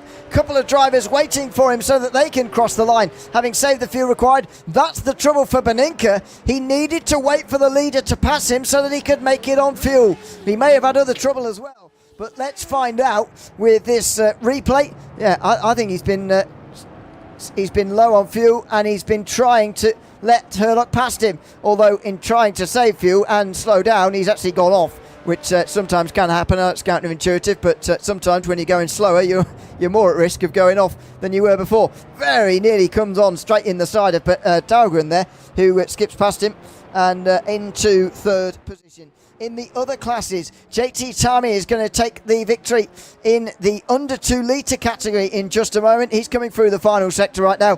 What a fantastic drive by him. He started the day 10 points ahead of the others in the under 2 litre category for the pros. That was over Ethan Funk, who, to be fair to him, gets his second place here today.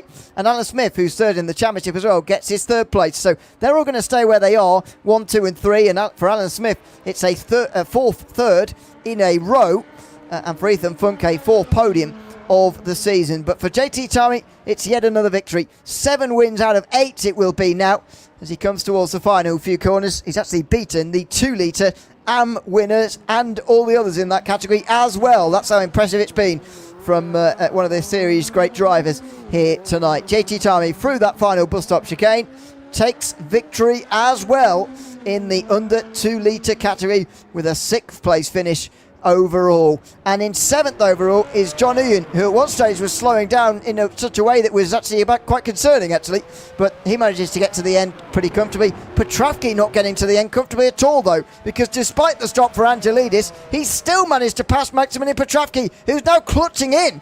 Petrovsky's clutching in and turned the engine off because he's not sure that he'll get to the end. He's going to have to skip the bus stop. But can he roll his way all the way to the line here? Now, he's ahead of Ross Smith because Smith has already finished. He's a lap ahead of him, so he's not going to lose a place here. Petrovsky can take this as slow as he wants to go, but he's got to hope that this slight pitch up, it's downhill to this bit, to the bus stop, but it's slightly uphill, and now he's going to use the last bit of fuel. That was a mistake. There's none left. Get it back into neutral. Get it back. Get the engine back off again. Has he got to go round the chicane, or can he just blow through here? He can't go through and make it. I mean, he's gonna go through it. He can't go through the chicane. That'd be ludicrous. So, he's not going to make it anyway. Forget it all.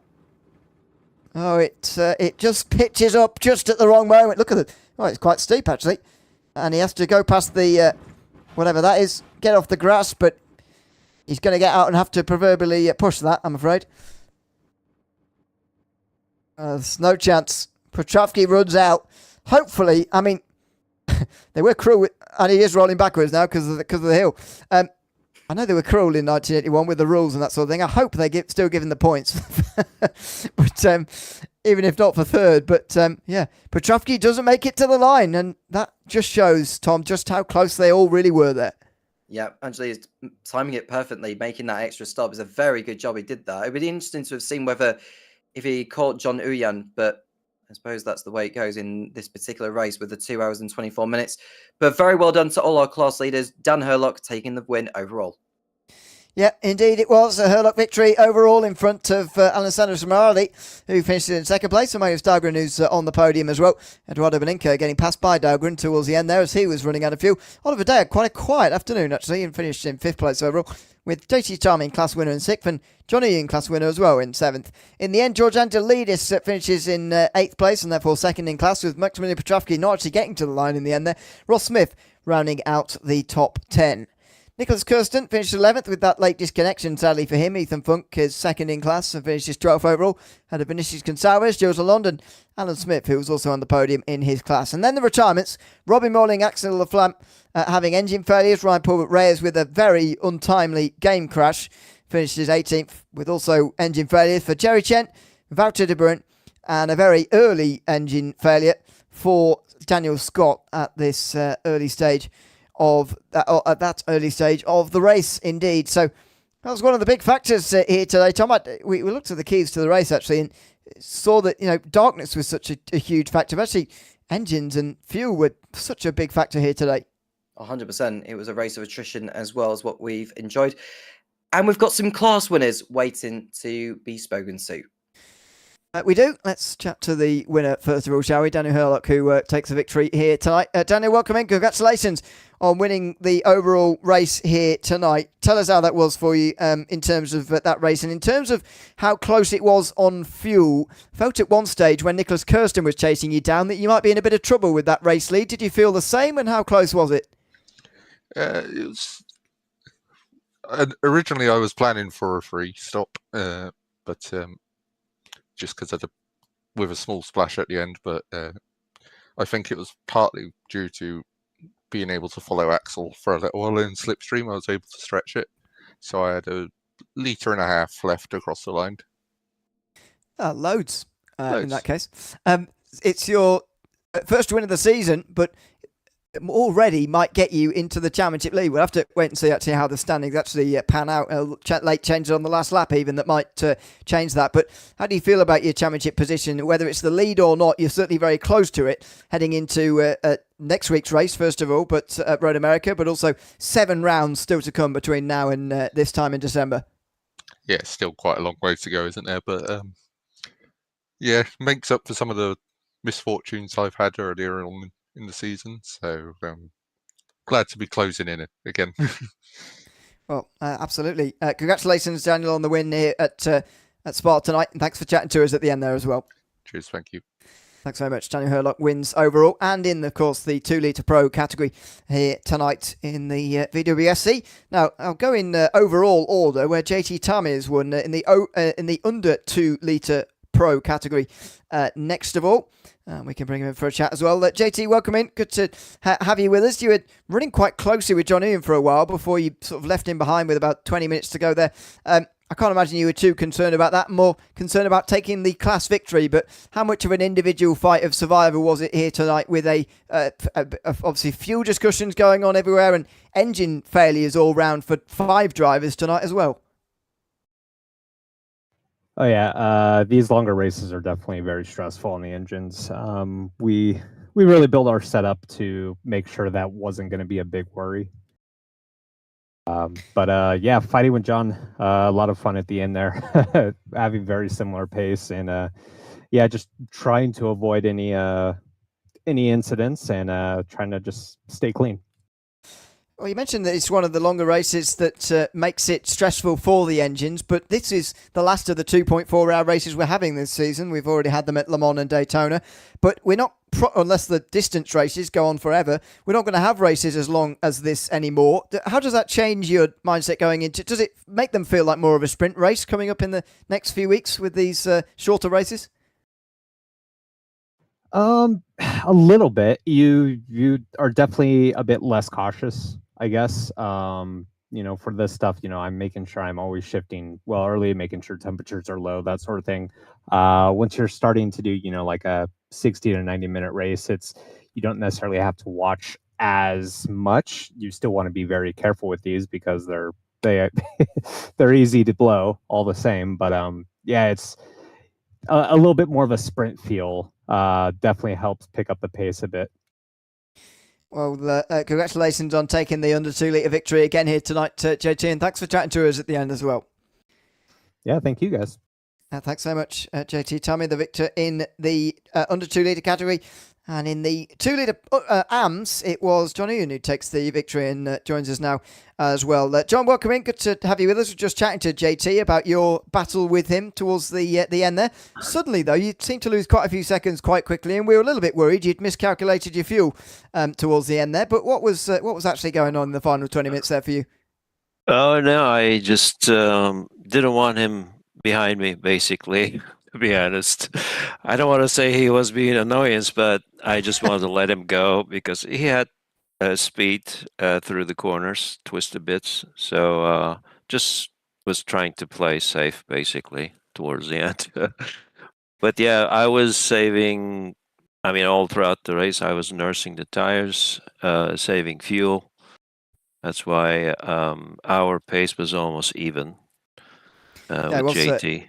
It was very similar throughout the whole day, really, and of course, your pace was better than the rest of the field in the AM category, the 2 litre AM category. Joey Chen obviously DNFing for the second race in a row tonight, but also Ross Smith finishing in 4th place means you extend your championship lead. How comfortable do you feel with that lead after this round here today? I definitely feel bad about them. For them, that's not a way to finish the race, obviously, because they're not collecting any points. Yeah, especially Ross last lap, I think. Yeah, I have no idea what happened to them, but yeah, the points, the amount of points we get for a race win and whatnot is not great. It's always keeps us, close. I actually like the point system in this, historic championship, which is historically correct, by the way, the points. Yes, yeah, indeed. I like it as well. I like it. Well, congratulations on the win tonight, John, and extending that championship lead. And thanks again for chatting to us. Thank you. Appreciate it.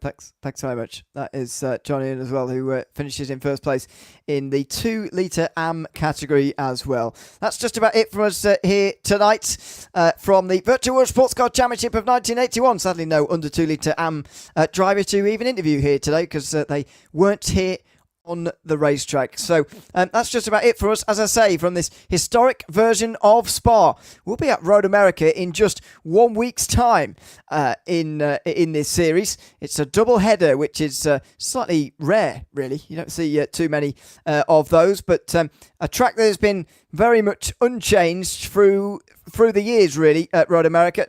So shouldn't see too much that you're unfamiliar with in the 1981 layout either. Obviously, the size of the racetrack, again, much like what we saw here today, will be a little bit different. But in terms of the layout, will be very, very familiar for everybody. So make sure you join us same time, same place next week for the next round of this Virtual World Sportscar Championship 1981 historic series for the next round at Road America next week. I've been Neil O'Leary alongside Tom Cairns in commentary with James Parfitt behind the cameras of this broadcast here tonight. Until we see you in 7 days for a 125-mile race at Road America, it's goodbye for now.